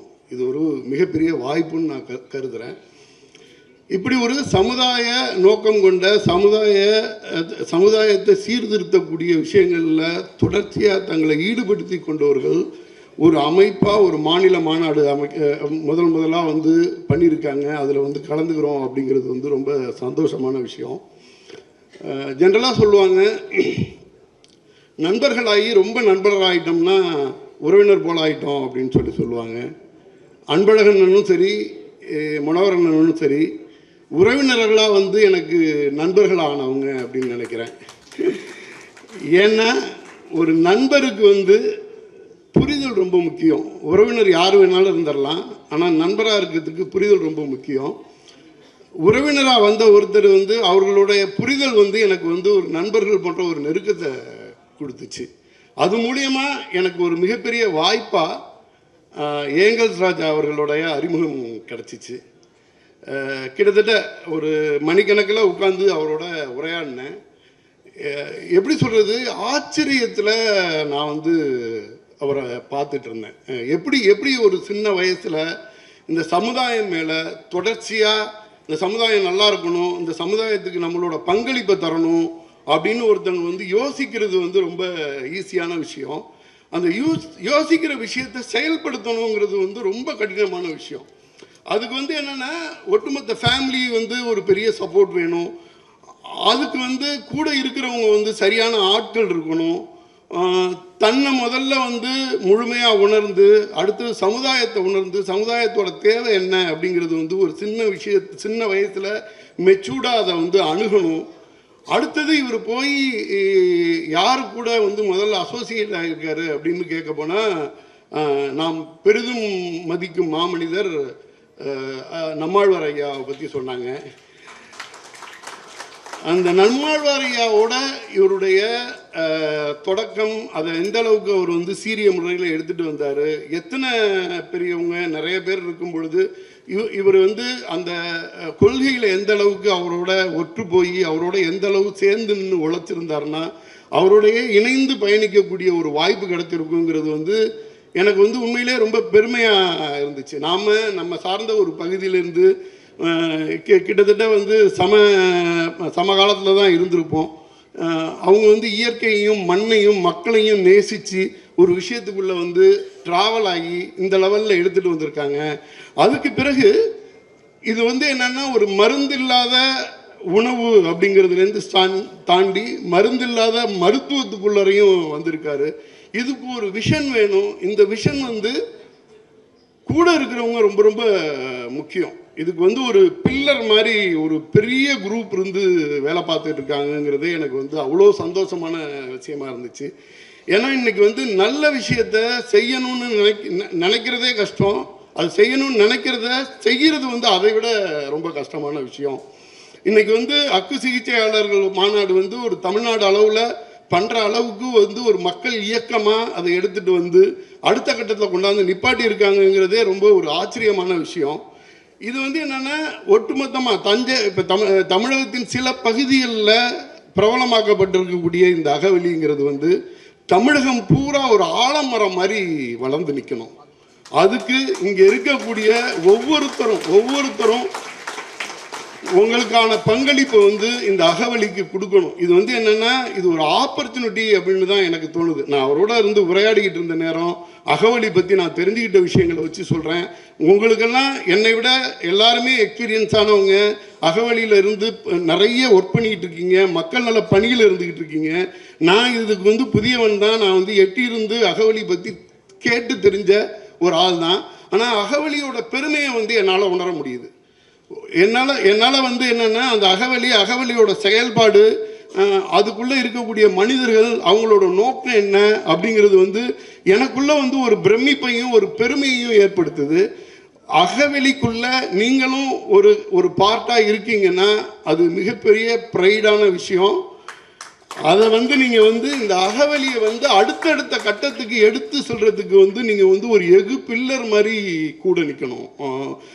ஏங்கல்ஸ் ராஜாவாக இருக்கட்டும், அண்ணன் அன்பழகன், மனோகரன், இன்னும் ஏனைய முக்கிய நிர்வாகிகள் எல்லாருக்கும் நீங்கள் வந்து ஒவ்வொருத்தரும் இன்னைக்கு வந்து இணைஞ்சிருந்தீங்கன்னா கூட இந்த அகவலியை வந்து அடுத்த கட்டத்துக்கு எடுத்துகிட்டு போகிறது என்ன அப்படிங்கிறதுக்கான ஒரு விஷயமா. இப்போ நீங்கள் வந்து என்னென்னா இதில் வந்து ஒரு மருத்துவம் சார்ந்த ஒரு விஷயத்தை வந்து நீங்கள் தெரிஞ்சுக்கிறீங்க. தெரிஞ்சுட்டு நீங்கள் ஒரு யூனிவர்சிட்டியில் படிச்சிங்கன்னா படிச்சுட்டு நீங்கள் அப்படியே போயிடலாம். நீங்கள் உங்களுடைய துறையையோ உங்களுடைய வேலையோ உங்களுடைய குடும்பத்தையோ பார்த்துட்டு போயிடலாம். ஆனால் இது மாதிரி ஒரு மக்கள் இயக்கத்தோடு சேர்ந்து நீங்கள் ட்ராவல் பண்ணியிருக்கும் பொழுது இந்த மக்கள் இயக்கத்துக்கு உங்களாலான எல்லா பங்களிப்பையும் மேலே மேலே கொடுத்துக்கிட்டே இருங்க. இது வந்து அகவலி வந்து நமக்கு கிடைச்சிருக்கிறது ஒரு மிகப்பெரிய வாய்ப்பு அப்படிங்கிறத வந்து கண்டிப்பாக உணர்ந்ததால் மட்டும்தான் நீங்கள்லாம் இதோட ட்ராவல் ஆகிறீங்க. இல்லாட்டினா உங்களால் ட்ராவல் ஆகவே முடியாது. இன்றைய காலகட்டத்தில் வியாபாரத்தை முன்னிறுத்தி நடந்து கொண்டிருக்கின்ற உலகத்தில் நீங்கள் வந்து பொதுமக்களுக்கும் இதுக்கு நம்மளோட இயற்கைக்கும் விரோதமாக இல்லாமல் அதற்கு ஆதரவாக செயல்பட்டு எடுத்துகிட்டு போகணும்னு நினைக்கிறதே பெரிய விஷயம். இந்த அகவலி தமிழ்நாட்டில் உள்ள ஒவ்வொரு மாவட்டங்களிலும் தன்னுடைய கிளையை பரப்ப வேண்டும். அடுத்தது வந்து இந்திய அளவில் இப்போவே மகாராஷ்டிராவில் இதெல்லாம் வந்திருக்காங்க. இந்திய அளவில் வந்து ஒரு ஆலமரம் மாதிரி வளர்ந்து நிற்கணும். இப்படி வளர்ச்சி வரும் பொழுது இப்போ வந்து அகவலிங்கிறது வந்து ஒரு நல்ல மனிதர்கள் ஒரு கூட்டமைப்பாக இருந்து அவங்களுக்குள்ள ஒன்று நல்லது பண்ணிக்கிட்டு இருக்கும்போது எந்த பிரச்சனையுமே இருக்காது. இது வந்து ஒரு மாநில மாநாடாவது ஒரு வந்து தமிழ்நாடு தெரியக்கூடிய ஒரு செயற்பாட்டாக ஆக போகுது அப்படிங்கிறப்ப வந்து நிறைய கேள்விகள்லாம் வரும். இங்கே வந்து என்னென்னா நன்மை தீமை நல்லது கெட்டது அப்படின்னு ஒன்று இருக்கும். எப்பயுமே வந்து நல்லது செய்கிறது வந்து ரொம்ப கஷ்டமானது. தீமை அல்லது வந்து தீயதை வந்து யாரும் கேள்வி கேட்க மாட்டாங்க. ஏன்னா இங்கே வந்து பொதுவெளியில் வியாபார யுகத்தில் இருந்துக்கிட்டு இருக்க காலகட்டத்தில் தீமையை நோக்கிய அட்ராக்ஷன் இங்கே மக்களுக்கு நிறையா அதிகமாக இருக்கும். தீமை தான் வெல்லும் அப்படின்னு எங்கள் சினிமாவில் வந்து பாட்டு வைப்போம். அந்த மாதிரி தீமையை நோக்கின விஷயம் இவனை வந்து காலங்காலமாக மிதிச்சுக்கிட்டு இருக்க ஒருத்தனை வந்து எவ்வளோ வேணாலும் மதிக்கிறதுக்கு கற்றுருப்பான். ஆனால் தோல் மேலே கை போட்டு அவனை மதிச்சோன்னு வச்சிங்களேன், அவன் வந்து அதை வந்து திருப்பி அந்த மரியாதையை தரணும்னு கூட சமூகம் தராது. இது வந்து என்னென்னா ஒரு இடத்திலிருந்து இந்த அகவலி வந்து பெரிய லெவலில் வளர்ந்து வரும் பொழுது இதற்கு வந்து மாற்றுக்கிறது. ஏன்னா இன்றைக்கி காந்தியை வந்து யார் வேணாலும் விமர்சனம் பண்ணிட்டு பேசாமல் நடந்துட முடியும். ஆனால் கோட்சேவை வந்து இங்கே விமர்சனம் பண்ண முடியாது. காந்தியா வாழ்கிறது தான் கஷ்டம். இன்றைக்கி வந்து இங்கே உள்ள ஒரு ஏங்கல்ஸ் ராஜாவோ இந்த அகவலியோ மக்களை முன்னிறுத்தி இயற்கையை முன்னிறுத்தி நான் நல்லது பண்ணுறேன் அப்படின்னு வர்றாங்க. அவங்க மேலே வந்து போதுமான வெளிச்சம் படாத வரைக்கும் பாவம்பா ஏதோ நல்லது பண்ணிக்கிட்டு இருக்காங்க அப்படிங்கிற லெவலில் இருப்பாங்க. இல்லை அது மேலே வந்து போதிய வெளிச்சம் வந்துருச்சு, ஒரு மிகப்பெரிய மக்கள் இயக்கமாக மாறுது அப்படிங்கிறப்ப வந்து என்னென்னா அது சார்ந்த எதிர்கருத்துக்கள்லாம் கூட வரும். அப்போ வந்து என்னென்னா நீங்கள் தான் அதுக்கு வந்து ஒரு மிகப்பெரிய தூண் மாதிரி நின்று பில்லர் மாதிரி நின்று இந்த இயக்கத்தை அடுத்தடுத்த கட்டத்துக்கு எடுத்துகிட்டு போகிறதுக்கான ஒரு வாய்ப்பு இருக்கணும். இது என்னன்னா இது நிறைய விஷயங்களில் வந்து என்னென்னா அந்த புரிதல்கள் இருக்கும். நீங்கள் வந்து என்னென்னா ஒரு நமக்காக ஒரு தஞ்சை பகுதியிலேயோ இல்லை ஒரு பர்டிகுலராக ஒரு பகுதியிலேயோ இருக்கும் பொழுது இந்த இயக்கத்தோட செயல்பாடு ஒன்றா இருக்கும். இது அடுத்த கட்டத்தில் தன்னோட கிளையை விரிக்கணும். ஒரு தமிழ்நாடு அளவில் அல்லது இந்திய அளவில் ஏன் ஏசியாவிலேயோ இல்லை உலக அளவுலேயோ இந்த அகவலி அப்படிங்கிற ஒரு அமைப்பு வந்து இதாகும்போது நிறைய விஷயங்கள் வந்து நீங்கள் சப்போர்ட் பண்ண வேண்டியிருக்கும். அதாவது என்னென்னா ஒரு பருந்து பறக்கிறப்ப வந்து பக்கத்தில் தவளைகள் வந்து அதோட ரெக்கைகளுக்கு வந்து கட்டு போட்டுறக்கூடாது. அதை வந்து நீங்கள் வந்து ஷீல்டு மாதிரி இருந்து பார்த்துக்கணும். அடுத்தது இந்த அக்கு பற்றி சொல்லும் பொழுது பார்த்தீங்கன்னா கிட்டத்தட்ட மருந்தில்லாத மருத்துவங்கிறதை விட எனக்கு தெரிஞ்ச அதை பொறுத்த வரைக்கும் நான் என்ன சொல்கிறேன், நீங்கள் ஒரு மிகப்பெரிய ஹோப்பை கொடுக்குறீங்க இண்டஸ்ட்ரிக்கு. ஹீலர்னு சொல்கிறோம். இப்போ நான் வந்து ஒரு சினிமா எடுக்கும்போது ஒரு நல்ல சினிமா என்ன மாதிரி பார்ப்பேன்னா இந்த திரைப்படம் மக்களை மகிழ்விக்கணும், மக்களை மகிழ்விச்சுட்டு அது மூலியமாக இந்த படம் வெற்றி அடையணும் அப்படின்னு நினைப்போம். என் சார்ந்த துறைங்கிறதுனால சொல்கிறேன். ஆனால் உங்களோட துறையே என்ன இருக்குன்னா நீங்கள் ஒரு ஹீலராக இருக்கீங்க. கிட்டத்தட்ட ஒரு சக மனிதனுடைய வலியை போக்குறதை விட சிறந்த விஷயம் எதுவுமே கிடையாது. அதுக்கான வாய்ப்பு உங்களுக்கு கிடைக்குது. நீங்கள் வந்து என்னென்னா அக்குங்கிறது வந்து ஒரு ப்ரொஃபஷன் கிடையாது, அது ஒரு ப்ரிவிலேஜ். அதை வந்து நம்ம முதல்ல உள்ளே எடுத்துக்கணும். சக மனிதர்களோட வழியை துடைச்சு சக மனிதரோட வாழ்வியலில் அடுத்த கட்டத்துக்கு நகர்த்துறதுக்கான ஒரு இடத்துல நீங்கள் இருக்கீங்கிறது வந்து மிகப்பெரிய பாராட்டுக்குரியது. இந்த இடத்துல வந்து இந்த அக்குவை வந்து ஒரு படிப்பாக முடித்து அதுக்கான பட்டயங்கள் வாங்குறவங்களுக்கும் என்னுடைய வாழ்த்துக்களை தெரிவிச்சுக்கிறேன். இயற்கை நலம் சார்ந்து ட்ராவல் ஆகக்கூடியவங்களுக்கு பில்லராக நிற்கக்கூடிய ஒவ்வொருத்தருக்கும் என்னுடைய மனமார்ந்த நன்றியை தெரிவித்துக் கொள்கிறேன். இவ்வளோ பெரிய விழாவில் எனக்கும் ஒரு வாய்ப்பு கிடச்சிச்சு, நல்ல மனிதர்களை பார்க்குறதுக்கான மிகப்பெரிய வாய்ப்பு கிடச்சிச்சு அப்படின்ற சந்தோஷத்தோடு உங்களிடம் இப்படி விடைபெறுகிறேன். நன்றி, வணக்கம். என் உயிர் தோழன் ஏங்கல்ஸ் அவர்களே, அற்புதமான உரைகளை நிகழ்த்தி அமர்ந்திருக்கிற எப்பொழுதும் கள்ளங்கபட உள்ளத்திற்கு சொந்தமான எப்பொழுதும் சிரிப்போடு இருக்கிற மகி ராமலிங்கம் ஐயா அவர்களே, எனக்கு முதலில் 20 ஆண்டுகளுக்கு முன்னால் மருத்துவம் என்கிற எண்ணமே என்னுள் இல்லாத போது அக்குபஞ்சர் என்கிற இந்த மருத்துவத்தின் அரிச்சுவடியை என்னுள் விதைத்த என்னுடைய முதல் ஆசான், என் முதல் தோழர், இந்திய அக்குபஞ்சரின் தந்தை டாக்டர் பஸ்லூர் அபார் அவர்களை எனக்கு அறிமுகம் செய்து தந்த, என்னோடு எப்போதும் இடைவெளிகள் வெகு தூரம் ஆனாலும் என்னுள் எப்போது என் நெஞ்சில் இனிங்கா இடம் பெற்றிருக்கிற அண்ணன் இயற்கை குமார் அவர்களே, இன்னும் நான் அழைக்கிற போதெல்லாம் இன்னொருளோடு பேசிக்கொண்டிருக்கிற சக தோழனாய் எப்போதும் இருக்கிற தோழர் போப்பையா அவர்களே, அதே போல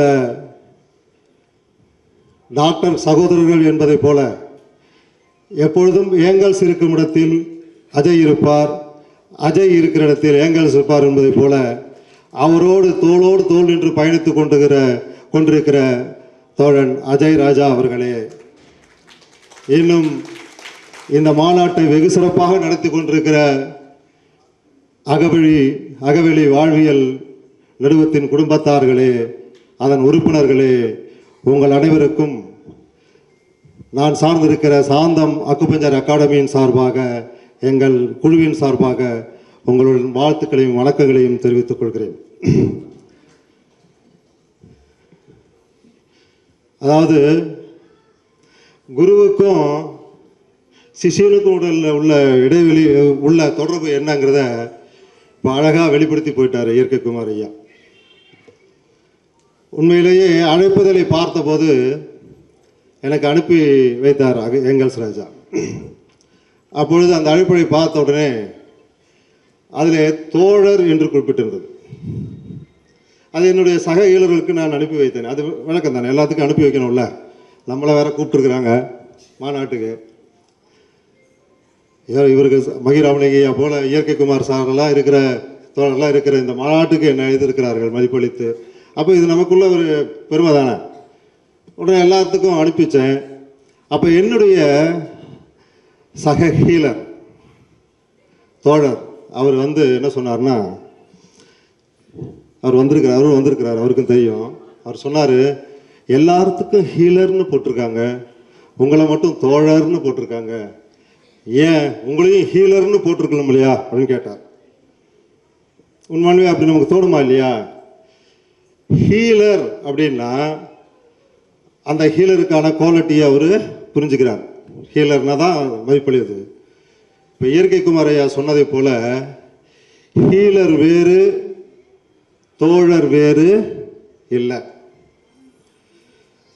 தோழர் என்பவர் இந்த சமூகத்தின் கேடுகளை, இந்த சமூகத்தில் இருந்திருக்கிற நோய்களை களைய வந்தவர்கள் தான், அது களைய வந்த ஹீலர்கள் தான் தோழர்கள். அதே போலதான் நாம் ஹீலர் என்பவர் நம்மளுடைய மனித உடலில் ஏற்பட்டிருக்கிற நோயை களைய வந்தவர் தான் அவர் தோழர். ரெண்டு விதத்துக்கு வேறுபாடு இல்லை.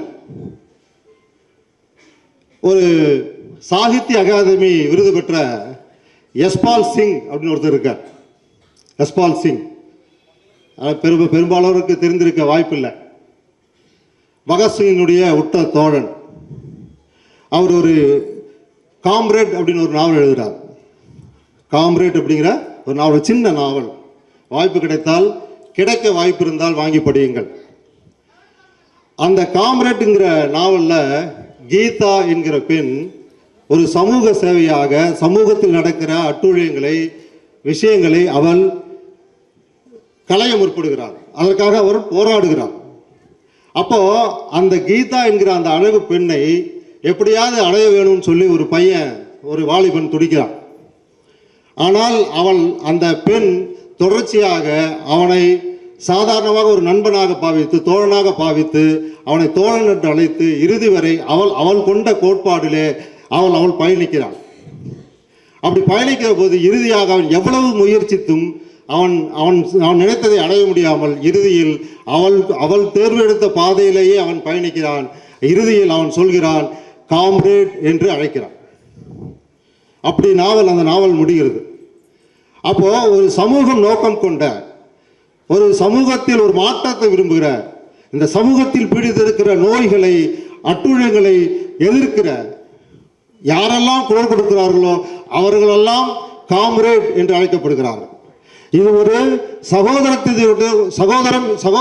சகோதரர்களுடைய உச்சம், உறவினர்கள் என்பதை விட உச்சம். எங்கெல்லாம் அநீதி நடக்கிறதோ, சேகுவேரா சொன்னான், உலகத்தில் அதிக இளைஞர்களால் போற்றப்படுகிற சேகுவேரா, சேகுவேரா சொல்கிறான். என்ன சொல்கிறான் தெரியுமா? உலகத்தில் எந்த மூலைகளெல்லாம் அநீதி நடக்கிறதோ அதை கண்டு கோபப்படுகிற யாரெல்லாம் கோபப்படுகிறார்களோ அவர்களெல்லாம் என் தோழனே என்கிறான். எங்கெல்லாம் மனிதனுடைய குரல்களை நெரிக்கப்படுகிறதோ அங்கெல்லாம் என் கால்கள் பயணிக்கும் என்றான். உலகத்து வருவனை ஒழிக்க வந்தவனுக்கு சுய வடுமை சுடவா செய்யும் என்று வைரமுத்து எழுதினான். உலகத்தில் 2000 ஆண்டுகளில் ஒரு மிகச்சிறந்த தத்துவவாதி என்று அழைக்கப்படுகிற கார்ல் மார்க்ஸ் இந்த உலகத்தின் வறுமையினை போக்க வந்தவர். அப்படி என்றால் அந்த வறுமை நோயை போக்க வந்தவர் ஹீலராக இருக்க முடியாதா? வறுமை, அவர் கூட பயணித்த ஜென்னி மார்க்ஸ், அவரை பற்றி எழுதுகிறான் வைரமுத்து. தன் குழந்தைக்கு பால் கொடுக்கிற போது தன் மார்பில் இருந்து பாலுக்கு பதிலாக ரத்தம் வந்தது என்று எழுதினான். மார்க்ஸை விட 7 வயது மூத்தவள், மிகச்சிறந்த மிகப்பெரிய நிலச்சி வந்தார் குடும்பத்து பெண். ஆனாலும் காதலித்து திருமணம் செய்து கொண்ட கார்ல் மார்க்ஸ் உலகத்தின் மிகப்பெரிய கோட்பாட்டை வகுக்கிற போது, அது கம்யூனிசம் என்கிற கோட்பாட்டை வகுக்கிற போது இறுதி வரை கூட நின்று பயணித்தவர் ஜென்னி மார்க்ஸ். அவர் கூட பயணித்த ஏங்கல்ஸ், ஃப்ரெட்ரிக் ஏங்கல்ஸ் என்கிற ஒரு முதலாளியாக இருந்தாலும் தன் இறுதி வரை கூட நின்று தோழனாய் நின்று கூட வந்த ஏங்கல்ஸ்.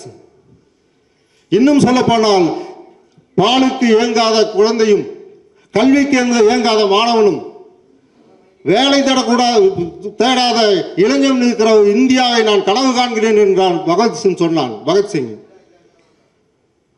23 வயதில் தூக்குமடை ஏறினான். அவன் இந்த நாட்டை காக்க வந்த, நோயை போக்க வந்த ஹீலர் இல்லையா? சாதாரண மக்களுடைய அடிமைத்தலைகளை கலைந்து அவர்களுக்கு ஒரு அங்கீகாரத்தை எடுப்பதற்காக போராடிய டாக்டர் அம்பேத்கர், அவர் இந்த நாட்டின் நோய்களை தீர்க்க வந்த சிகிச்சையாளர் இல்லையா? இப்படி எண்ணற்ற பெயர்களை சொல்லலாம். மகாத்மா காந்தியை சொல்லலாம். இங்கே இருக்கக்கூடிய கம்யூனிஸ்ட் தோழர்கள், இங்கே வர இருக்கிற கம்யூனிஸ்ட் தோழர்கள், இன்றைக்கும் வாழ்ந்து கொண்டிருக்கிற ஐயா நல்லக்கண்ணு, அவருடைய வாழ்க்கை, மறைந்த சுதந்திர போராட்ட வீரர் என் சங்கரையா, இனி ஏராளமான மறைக்கப்பட்ட எத்தனையோ தலைவர்கள் இந்த சமூகத்தின் நோயை, இந்த சமூகத்தில் நடக்கிற அவலங்களை கலைவதற்கான ஹீலர்களாக செயல்பட்டு கொண்டிருக்கிறார்கள் என்பது உண்மைதானே? அப்ப அதே போலதானே ஹீலர் ஆகிய நாம், ஹீலர் நெஞ்சை தொட்டு சொல்லுங்க.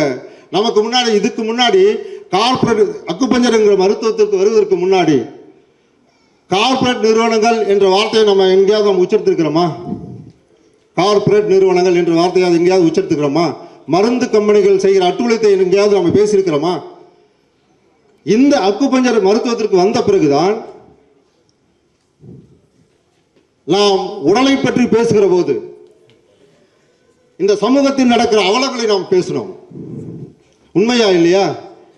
பசித்து புசி என்கிற வார்த்தையை நாம் உச்சரிக்கிற போது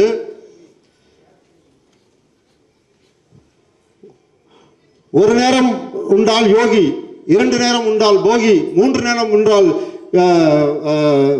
ரோகி, 4 நேரம் உண்டால் துரோகி என்று நாம் பேசிக் கொண்டிருக்கிற போது 4 நேரம் உண்பவன் துரோகி. நாம் உடலுக்கு மட்டுமல்ல இந்த சமூகத்துக்கும் துரோகி என்று நாம் பேசவில்லையா? அதே போல உடம்பில் நோய் ஏற்படுகிறதற்கு காரணம் இந்த ஆங்கில மருத்துவத்தின் மூலமாக இருக்கிற மருந்து கம்பெனிகள். நாம் பேசவில்லையா? இந்த மருந்து கம்பெனிகள் செய்கிற அட்டூழியம் பேசினார் இல்லையா? அங்கே பணம் இங்கே குணம் என்று சொன்னாரு. அங்கே பணத்திற்காக மட்டுமே ஹிப்போக்ரட்ஸ் என்ற அவர்களுடைய தந்தை ஹிப்போக்ரட்ஸ் சொன்ன வார்த்தையை மீறி இன்றைக்கு பணம் மட்டும் என்று கோட்பாட்டை முன்னிறுத்துகிற மருத்துவத்திற்கு இடையில அந்த மருத்துவத்தினுடைய போலித்தனத்தை, அந்த மருத்துவம் எங்கிருந்து துவங்கியது? மருந்து கம்பெனிகளில் இருந்து துவங்கிய, சாயப்பட்டறையில் இருந்து துவங்கிய கம்பெனி தான் மருந்து கம்பெனி. அந்த மருந்து கம்பெனியுடைய நோக்கம் பணத்தை தவிர வேறொன்றும் இல்லை. அறத்தை ஒழித்து பணம் மட்டுமே நோக்கம் என்று கருதுகிற ஒரு வேலையை செய்து கொண்டு பேசுகிற போது நாம் இந்த சமூகத்தை பற்றி பேசுகிற ஒரு தோழர்களாக நாம் மாறவில்லையா? நம் அக்குபஞ்சருடைய தந்தை என்று சொல்லப்படுகிற டாக்டர் ஃபஸ்லுர் ரஹ்மான் எப்படி வேணாலும் வாழ்ந்திருக்கலாம். ஆங்கில மருத்துவத்தில் மிகப்பெரிய சம்பாத்தியத்தை சம்பாதித்து கொண்டு அவர் வாழ்ந்திருக்கலாம். ஆனால் நாம் செய்கிற தொழில் இந்த சமூகத்திற்கு அறமாக இருக்க வேண்டும் என்று சொல்லி அந்த மருத்துவத்தை விட்டுவிட்டு அக்குபஞ்சரை தேர்வு செய்து நாம் செய்கிற தொழிலில் நாம் வாழ்ந்து கொண்டிருக்கிற இந்த சமூகத்தில் நாம் ஒரு சரியான நபராக வாழ வேண்டும் என்கிற தீர்மானத்தில் பணம் என்பது நோக்கமல்ல என்று அவர் அந்த மருத்துவத்தை விட்டு அக்குபஞ்சரை தேர்வி இறைவழி மருத்துவத்திற்கு போனவர். அவர் சமூக நோக்காளி இல்லையா? இன்றைக்கும் சமூக நோக்கோடு இயங்கிக் கொண்டிருக்கிற BM ஹெகடே நமக்கு எல்லாருக்கும் தெரியும். ஏன் அவர் அப்படி வாழ்ந்துட்டு போயிடலாமே. ஆனாலும் இன்னைக்கு அவர் ஒரு சமூக நோக்கத்தை நமக்கு வலியுறுத்துகிறாரு. அது தோழமை இல்லையா? அப்படி என்றால் நாம் ஹீலர்களாக இருக்கக்கூடிய நாம் தோழர்களாகவும் இருக்கிறோம் என்பதை நான் உங்களுடன் சுட்டிக்காட்டி இந்த வாய்ப்பினை வழங்கிய உங்கள் அனைவருக்கும் சாந்தம் அக்குபஞ்சர் அகாடமியின் சார்பாக நன்றிகளையும் வாழ்த்துக்களையும் உரித்தாக்கி நிறைவு செய்கிறேன். நன்றி, வணக்கம். இது ஒரு சாதாரண மாநாடு அல்ல. தமிழ்நாட்டை பொறுத்தவரையில் பல ஆண்டுகளுக்கு பிறகு நடக்கின்ற ஒரு முக்கியமான மாநாடு. இந்த மாநாட்டை துவங்குவதற்கு நாங்கள் அதிக நேரம் எடுத்துக்கொள்ளவில்லை. ஒரு அதிகபட்சமாக ஒரு 45 நாளைக்கு முன்னாடி தான் ஒரு முடிவு எடுத்தோம். இந்த மாநாட்டை நம்ம நடத்துவோம் அப்படின்னு. இந்த நாட்கள் போதுமா அப்படின்னு என்ற ஒரு எண்ணம் வந்த போதும் நிச்சயமாக அதை பண்ணிட முடியுங்கிற ஒரு நம்பிக்கை இருந்தது. அதனுடைய உத்வேகம் எப்போ கிடைக்க ஆரம்பிச்சது அப்படின்னா, இந்த மாநாடு சம்பந்தப்பட்ட நிகழ்ச்சிகளுக்கு நாங்கள் யாரெல்லாம் உதவி கேட்டோமோ அவங்கெல்லாம் அப்போ தான் வந்து எப்போ இந்த செய்தியை எங்களுக்கு நீங்கள் சொல்லுவீங்க, எப்போ இப்படி ஒரு மாநாடு நடக்கும் என்ற ஒரு எண்ணத்தை அவளோடு எதிர்பார்த்த ஒரு நபராகவே தெரிந்தார்கள். அது நம்மளுடைய அக்குபஞ்சர் சிகிச்சையாளர் சங்க உறுப்பினர்கள் மட்டுமல்ல, பொதுமக்களும் சரி, அரசியல்வாதிகள், எழுத்தாளர்கள், இங்கே மேடையில் அமைந்துள்ள அத்தனை விருந்தினர்களும் மிக்க மகிழ்ச்சியோடு மிக்க ஆரவாரத்தோடு எங்களுடைய வேண்டுகோளை ஏற்றுக்கொண்டார்கள். அது மட்டுமல்ல, உறுப்பினர்களும் சரி, இந்த மாநாடு என்று சொன்ன பிறகு எப்படி ஒரு திருமணத்திற்கு வந்து பெண் வீட்டாரும் மாப்பிள்ளை வீட்டார் தவிர மற்ற அனைவரும் விருந்தினர்கள், ஆனால் இந்த மாநாட்டை பொறுத்தவரையில் இங்கே வந்திருக்கிற அத்தனை பேரும் தன் வீட்டு நிகழ்ச்சியாக இந்த நிகழ்ச்சியை எடுத்துக்கொண்டு வரிந்து கட்டுக்கொண்டு வேலை செய்தார்கள். இதை பார்க்கும்போதே உங்களை பார்க்கும்போதும் சரி, இந்த செயல்களை துவக்கிவிட்ட அனைவருமே அவ்வளவு ஒரு சந்தோஷத்தில் இருந்தோம். அதற்கு ஒரு காரணம் இருக்கிறது. ஒவ்வொரு மனிதர்களும் இந்த பிரபஞ்சத்தின் பிள்ளைகள். இந்த உடல் பஞ்சபூதத்தால் ஆனது. இந்த உலகம் பஞ்சபூதத்தால் ஆனது. இந்த பஞ்சபூதம் நமக்கு துணையாக இருக்கும்போது நாம் செயல்படும் ஒவ்வொரு செயலும் சிறப்பாக இருக்கும் என்பது நாம் அறிவோம். இருப்பினும் இவ்வளவு பெரிய ஒரு மாநாட்டை ஏற்பாடு செய்யும் போது அது எந்த அளவுக்கு உதவி செய்தது என்பதை எங்களால் உணர முடிந்தது. அது மட்டுமல்ல, இந்த அமைப்பு, அகவலி என்கிற அமைப்பு, அக்கு சிகிச்சையாளர் சங்க மாநாடு என்கிற அமைப்பு ஒரு சாதாரண அமைப்பல்ல. ஒரு கட்டிடத்திற்கு எப்படி அடித்தளம் முக்கியமோ அதே போல இரண்டு அமைப்புகளுக்கும் நல்ல ஒரு சிறப்பான கட்டமைப்பு இருக்கிறது, ஒரு அடித்தளம் இருக்கிறது என்பதை நாம் உணர வேண்டும். மஞ்சள் பேரரசர் 5000 வருடத்திற்கு முன்பு உச்சத்தில் இருந்த அக்குபஞ்சரின் பிதாமகன் அவர். அவருடைய ஆசி திரு கா ரா லெனின், பேரழிவுக்கு எதிரான பேரியக்கத்தின் தலைவர். தஞ்சாவூர் மாவட்டத்தை சேர்ந்தவர்களாக இருந்தால் உங்களுக்கு ஓரளவுக்கு புரிய ஆரம்பிக்கும்.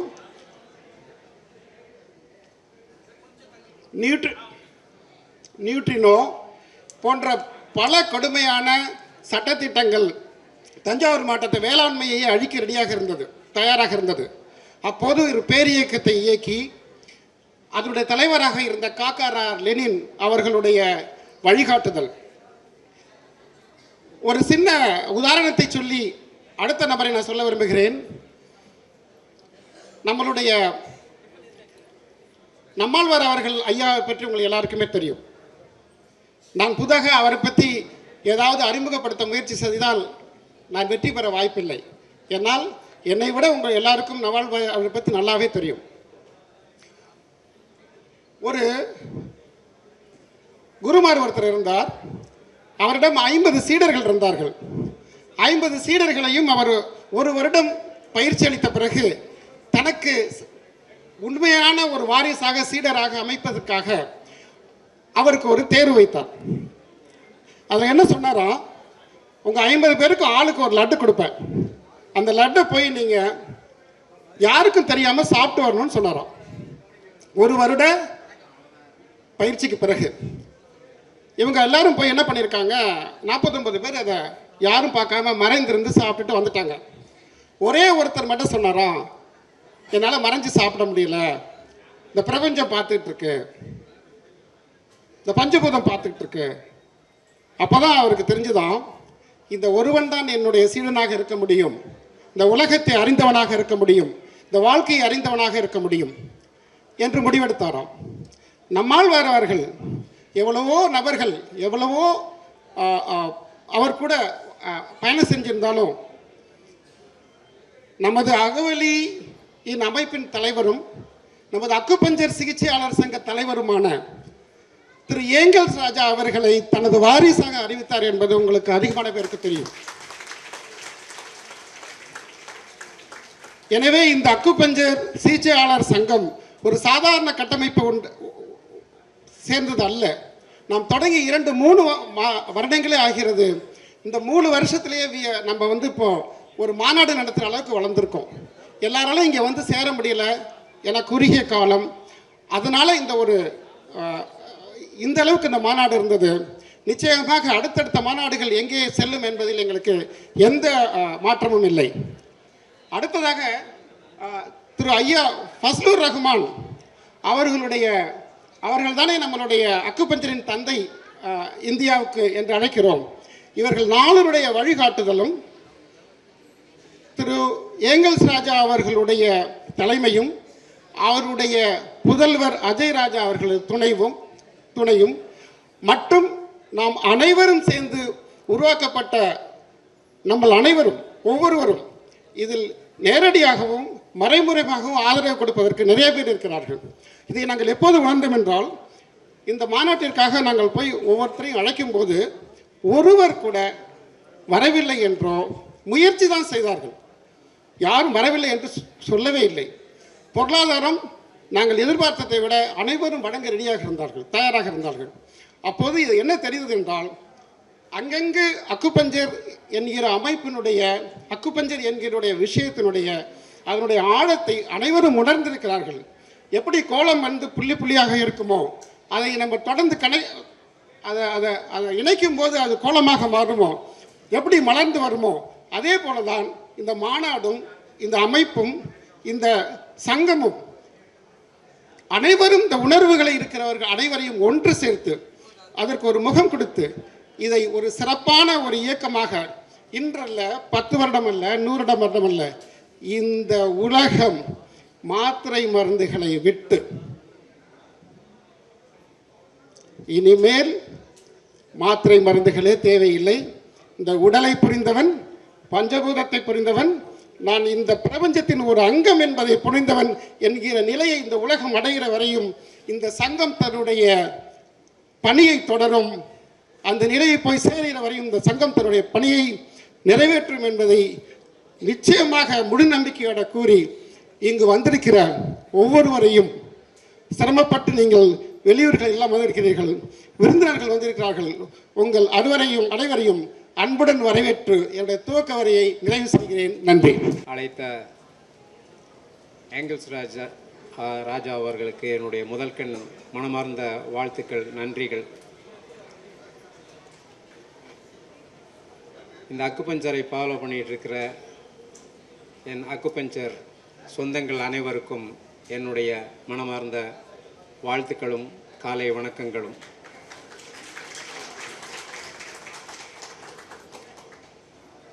கடந்த ஒரு 40 ஆண்டு காலமாக மருத்துவமனையை அண்டாமல், மருத்துவர்களை ஆலோசனை செய்யாமல், மருந்துகளை பயன்படுத்தாமல் இருப்பதற்கு சாட்சியாக இருந்த இந்த அக்குபஞ்சர் டாக்டர் பஸ்லூர் ரஹ்மான் வழியில், ஐயா நம்மாழ்வார் வழியில், இந்த இயற்கையின் வழியில் நாம் ஆரோக்கியமாக இருப்பதற்கு நாங்கள் எல்லோரும் சாட்சிதான்.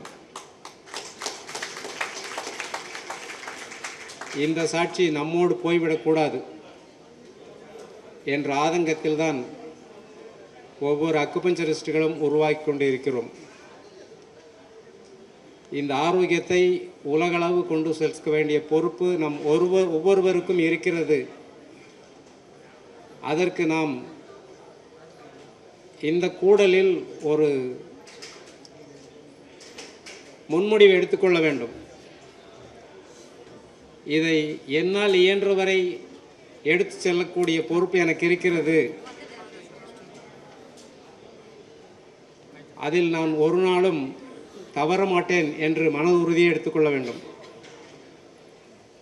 அதை தான் நான் உங்களுக்கு ஒரு வேண்டுகோளாக விடுக்க வந்திருக்கேன். நான் ஐயா ஏங்கல்ஸ் ராஜா சொன்னதுமே அக்குபஞ்சர் கூடல் அப்படின்னு சொன்னதும் கட்டாயம் வருவேன், உங்களோடு கலந்து கொள்கிறேன் என்று சொன்னேன். நீங்களும் மிக குறுகிய காலத்தில் எப்படி ஒரு 40 நாளில் இந்த மாதிரி ஒரு அரேஞ்ச்மெண்ட்ஸ் பண்ணுறதுக்கெல்லாம் உதவியாக இருக்கிற உங்களுடைய ஆர்வம், ஒவ்வொருத்தரும் ஊன்றி கவனிக்கக்கூடிய அந்த ஆர்வம். ஒரு அக்குபஞ்சரிஸ்ட்னால என்ன அர்த்தம் அப்படின்னா மிக சரியானவன் என்ற அர்த்தம். அந்த மிக சரியானவர்கள் நாம் என்பதை ஒவ்வொரு நொடிப்பொழுதிலும் நம்மை நிரூபித்து கொண்டே இருக்க வேண்டும், நமக்குள், இன்னொருத்தருக்கு இல்லை. அப்போது அதற்கு முதலில் ஆரோக்கியம் அத்தியாவசியம். உடல் ஆரோக்கியம், மன ஆரோக்கியம், இந்த ரெண்டும் கொடுக்கறது உலகத்தில் எந்த ஒரு மருத்துவம்னா அக்குபஞ்சர் மருத்துவம் தான் சொல்லி நான் சொல்லி தெரிய வேண்டியதில்லை. உங்களில் பல பேர், ஏன் அனைவருமே அறிந்த உண்மைதான். அதை மீண்டும் தற்காத்து கொள்ள வேண்டும்.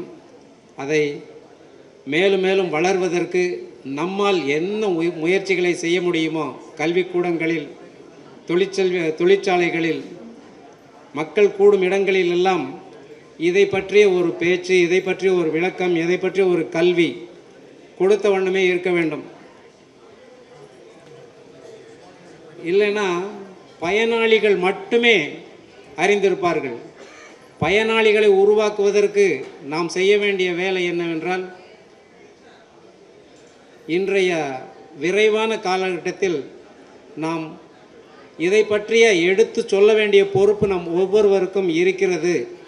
அப்படிங்கிறத இந்த ஒரு காலகட்டத்தில் நாம் சூளுரையாக எடுத்துக்கொண்டு நீங்கள் அனைவரும் அதில் ஈடுபட வேண்டும் என்று வேண்டுதலோடு இந்த அரசாங்கத்தையும் அதையே நாம் வலியுறுத்த வேண்டும் என்ற விருப்பத்தோடு என்னுடைய உரையை முடித்து கொள்கிறேன். நம் அனைவருக்கும் இந்த சந்தர்ப்பத்தை ஏற்படுத்தி கொடுத்த இந்த மாநாட்டு குழுவுக்கு எனக்கு என்னுடைய மனமார்ந்த நன்றி, வாழ்த்துக்கள். வாழ்வோம் வளத்துடன். எல்லாருக்கும் வணக்கம். என் பேர் சுனில். நான் 10 வருஷமாக அக்குபஞ்சர் ப்ராக்டிஸ் பண்ணிகிட்ருக்கேன். சென்னையில் படித்ததுக்கப்புறம் நாகப்பூரில் ப்ராக்டிஸ் பண்ணும்போது தான் அக்குபஞ்சர் கவுன்சிலில் வந்து பதவி பண்ணோம்னா எங்கன்னு பார்க்கும்போது மகாராஷ்டிரா அக்குபஞ்சர் கவுன்சில் மட்டும்தான் அப்போ தான் 2020 வந்து திறந்தாங்க. அப்போது கவுன்சிலுக்குள்ளே போயிட்டு ரிஜிஸ்டர் பண்ணிவிட்டு ஆன்லைன் எக்ஸாம் இருந்துச்சு 2021. அப்போது ஆன்லைன் எக்ஸாம் எழுதினேன்.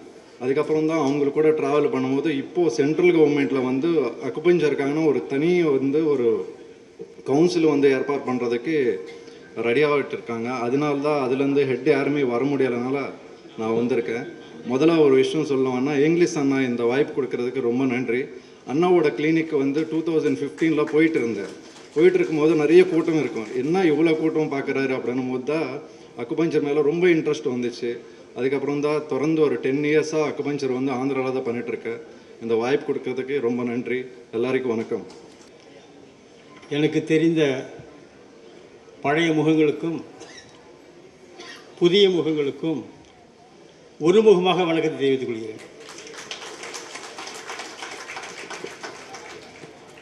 இது ஒரு அக்குபஞ்சர் கையேடு தான், புத்தகம் கிடையாது, பெரிய புத்தகம் கிடையாது. அக்குபஞ்சர் கையேடு தான் வெளியிட்டிருக்கோம்.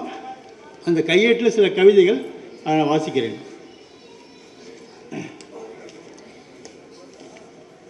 நமக்கு அக்குபஞ்சர்னாவே ஆசான் பசூல் ரஹ்மான் தான் ஆபத்துக்கு வரும். எல்லாருக்குமே ஆசான் டாக்டர் பசூல் ரஹ்மான் அவர்கள் தான். அவருக்கு இந்த கையேடு சமர்ப்பணம். அதனால் அவருக்காக முதல் கவிதை.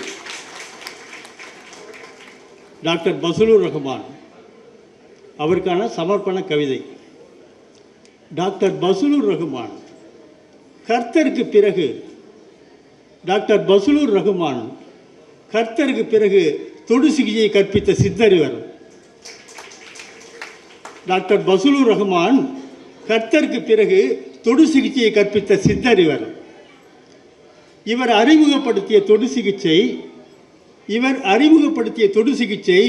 ஆங்கில மருத்துவத்திற்கு ரண சிகிச்சை. இவர் அறிமுகப்படுத்திய தொடு சிகிச்சை ஆங்கில மருத்துவத்திற்கு ரண சிகிச்சை. இவர் மருத்துவ போதையை தெளிய வைத்த மேதை டாக்டர் பசூலுர் ரஹ்மான். இவர் மருத்துவ போதையை தெளிய வைத்த மேதை. இவரது சேவையில் பூர்த்தியாகிறது ஆரோக்கிய தேவை. தொடர்ந்து அக்குபஞ்சருக்கான சில கவிதைகள். அருள் வேண்டி அழகு குத்தினால் ஆன்மீகம். அருள் வேண்டி அழகு குத்தினால் ஆன்மீகம். ஆரோக்கியம் வேண்டி அழகு குத்தினால் அக்குபஞ்சர். அருள் வேண்டி அழகு குத்தினால் ஆன்மீகம். ஆரோக்கியம் வேண்டி அழகு குத்தினால் அக்குபஞ்சர். அக்குபஞ்சர் அபகரிக்காத உங்கள் சொத்தை. அக்குபஞ்சர் அபகரிக்காத உங்கள் சொத்தை. அது ஊசியால் உடலை நேசிக்கும் வித்தை. அக்குபஞ்சர் அபகரிக்காத உங்கள் சொத்தை. அது ஊசியால் உடலை நேசிக்கும் வித்தை.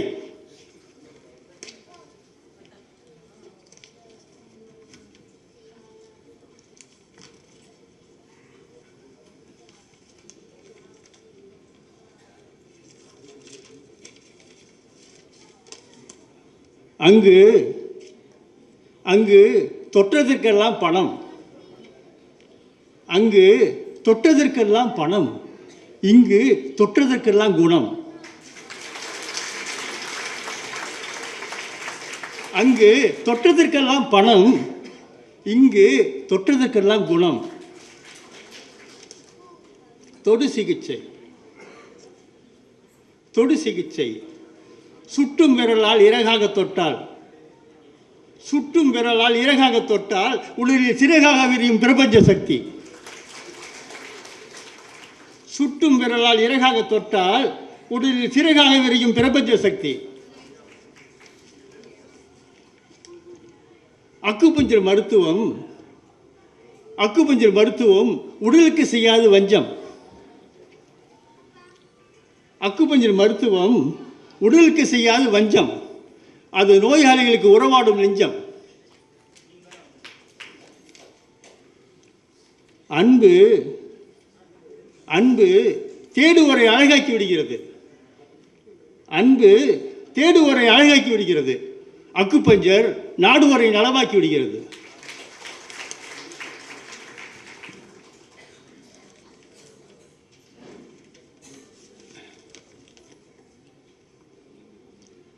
விழியில் தொடங்கி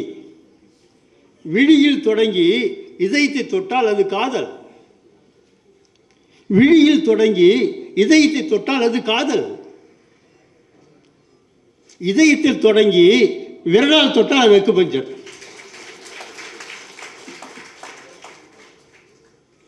விழியில் தொடங்கி இதயத்தை தொட்டால் அது காதல்.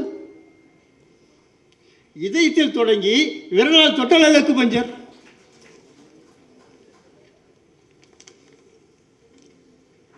உடலை தீர்மானிப்பது அன்னம். உடலை தீர்மானிப்பது அன்னம். உணர்வை தீர்மானிப்பது எண்ணம். உடலை தீர்மானிப்பது அன்னம். உடலை தீர்மானிப்பது எண்ணம். அன்னமும் எண்ணமும் சரியானால் உள்ளமும் உடலும் நேசமாகும்.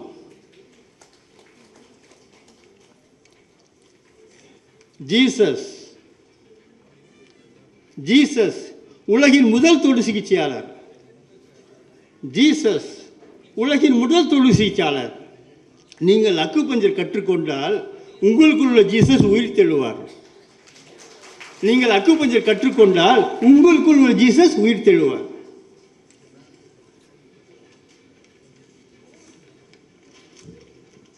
வாழ்க்கையில் இறுதியில் வேண்டும் முக்தி. வாழ்க்கையில் இறுதியில் வேண்டும் முக்தி. ஆனால் வாழ்க்கை முழுக்க வேண்டும் சக்தி. வாழ்க்கையில் இறுதியில் வேண்டும் முக்தி.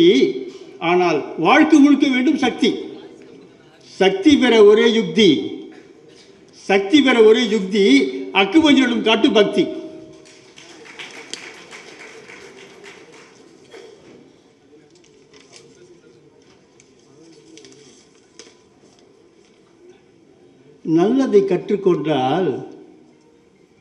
நல்லதை கற்றுக்கொண்டால் நன்மைக்காக யாரையும் நாடத் தேவையில்லை. நல்லதை கற்றுக்கொண்டால் நன்மைக்காக யாரையும் நாடத் தேவையில்லை.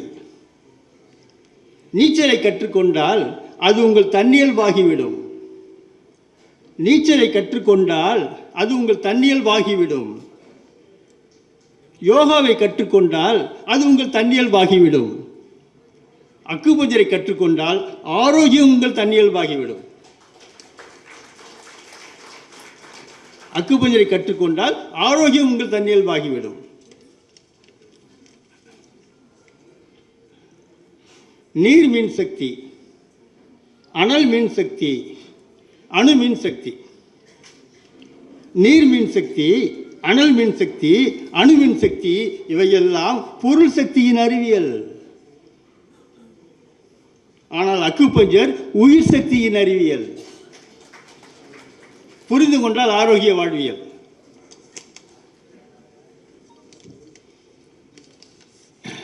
இறுதியாக தொடுதல் எங்கள் பணி. தொடுதல் எங்கள் பணி, பனி போல் விலகிடும் பிணி. தொடுதல் எங்கள் பணி, பனி போல் விலகிடும் பிணி. வாடுவிலை கடைபிடி இனி அக்குபஞ்சர் கையில் கனி. வாடுவிலை கடைபிடி இனி அக்குபஞ்சர் கைவசம் உள்ள கனி. தொடுதல் எங்கள் பணி, பனிபோல் விலகிடும் பிணி. வாடுவிலை கடைபிடி இனி அக்குபஞ்சர் கைவசமான கனி. நன்றி. இந்த அமைப்பினுடைய தலைவர் ஆசான் எல்லாமாக திகழக்கூடிய எங்கள் சாஜா அவர்கள், அவர் இந்த அக்குபஞ்சர் அகாடமி நடத்தி பண்ணிகிட்டு இருக்காருன்னு கேள்விப்பட்டவொன்னே அவர் பேரை கேட்டவொன்னே எனக்கு பயங்கர புல் வச்சிருச்சு. அகவெளின்னார்.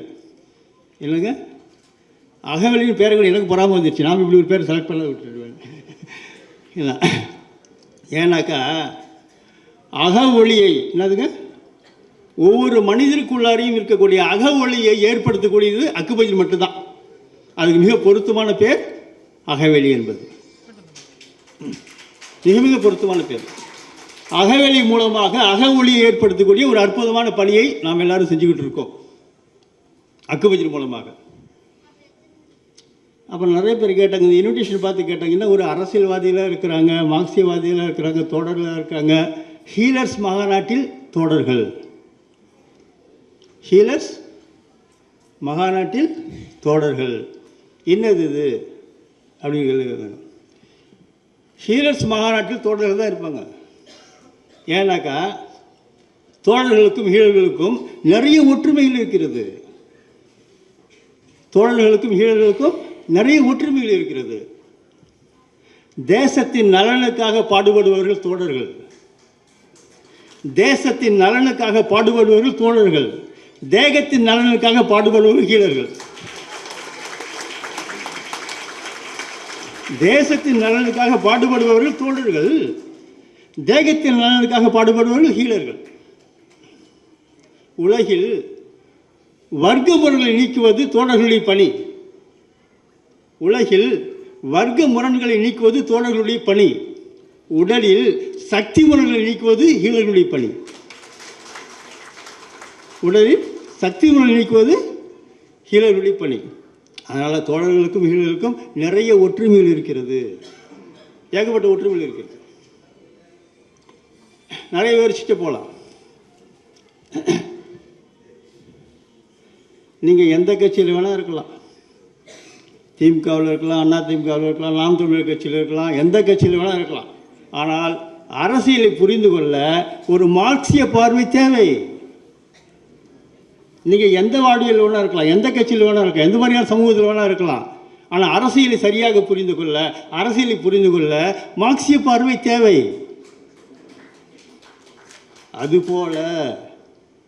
அதுபோல நீங்கள் எந்த மருத்துவத்தை பின்பற்றலாம், எந்த மருத்துவத்தை வேண்டுமானாலும் பின்பற்றலாம். அலோபதி பின்பற்றலாம், ஹோமியோபதி பின்பற்றலாம், சித்தா பின்பற்றலாம், ஆயுர்வேதிக் பின்பற்றலாம், யுனானி பின்பற்றலாம், ஹோமியோபதி, எந்த மருத்துவத்தை வேணால் பின்பற்றலாம். ஆனால் ஆரோக்கியத்தை புரிந்து கொள்ள அக்குபஞ்சர் பார்வை தேவை. அரசியலை புரிந்து கொள்ள மார்க்சிய பார்வை தேவை, ஆரோக்கியத்தை புரிந்து கொள்ள அக்குபஞ்சர் பார்வை தேவை. அதனால தான் நம்ம தோழர்கள் அழைச்சிருக்கோம். இன்னொரு விஷயம் நடக்க, எந்த ஒரு விஷயமும் சரி, டெமோக்ரஸியில் ஒரு ஜனநாயக நாட்டில் எந்த ஒரு விஷயமாக இருந்தாலும் சரி, எந்த ஒரு கோரிக்கையாக இருந்தாலும் சரி, மக்கள் விரும்பினால் மட்டுமே அது அரசாங்கம் செவிசாய்க்கும், இல்லை செவிசாய்க்காது. அதுமாதிரி நமக்கு சட்ட உரிமைகள் நிறைய தேவைப்படுகிறது. நமக்கு சட்ட உரிமைகள் நிறைய தேவைப்படுகிறது. யார் மூலமாக நிவர்த்தி பண்ண முடியும்? அரசாங்கத்தின் மூலமாக நிவர்த்தி பண்ண முடியும், அரசியல்வாதிகள் மூலமாக நம்ம சாதிக்க முடியும். அதனால தான் ஒவ்வொரு முக்கியமான அரசியல்வாதிகளுக்கும் இந்த விஷயத்தை எஜுகேட் பண்ணுறோம், இந்த விஷயத்தை கொண்டு போய் சேர்க்கிறோம். அப்படி சேர்க்கக்கூடிய பணியில் தான் முக்கியமான அரசியல், எந்த அரசியல் தலைவராக இருந்தாலும் சரி, அக்குபஞ்சர் யாரோ ஆதரிக்கிறார்களோ, அக்குபஞ்சர் பற்றி யாரும் செவி சாய்க்கிறார்களோ, அந்த அரசியல்வாதிகள் தலைவர்கிட்ட என்ன பண்ணணும், நம்ம இதை கொண்டு போய் சேர்க்கணும். அவங்க மூலமாக காரியத்தை நம்ம சாதிக்கணும். நிறைய சாதிக்க வேண்டியிருக்கு, நிறைய பயணப்பட வேண்டியிருக்கு. அதனால் அந்த பயணத்தில் இந்த மாநாடு ஒரு சிறப்பான மைல்கல்லாக திகழும் என்று வாழ்த்தி விடைபெறுகிறேன். நன்றி, வணக்கம்.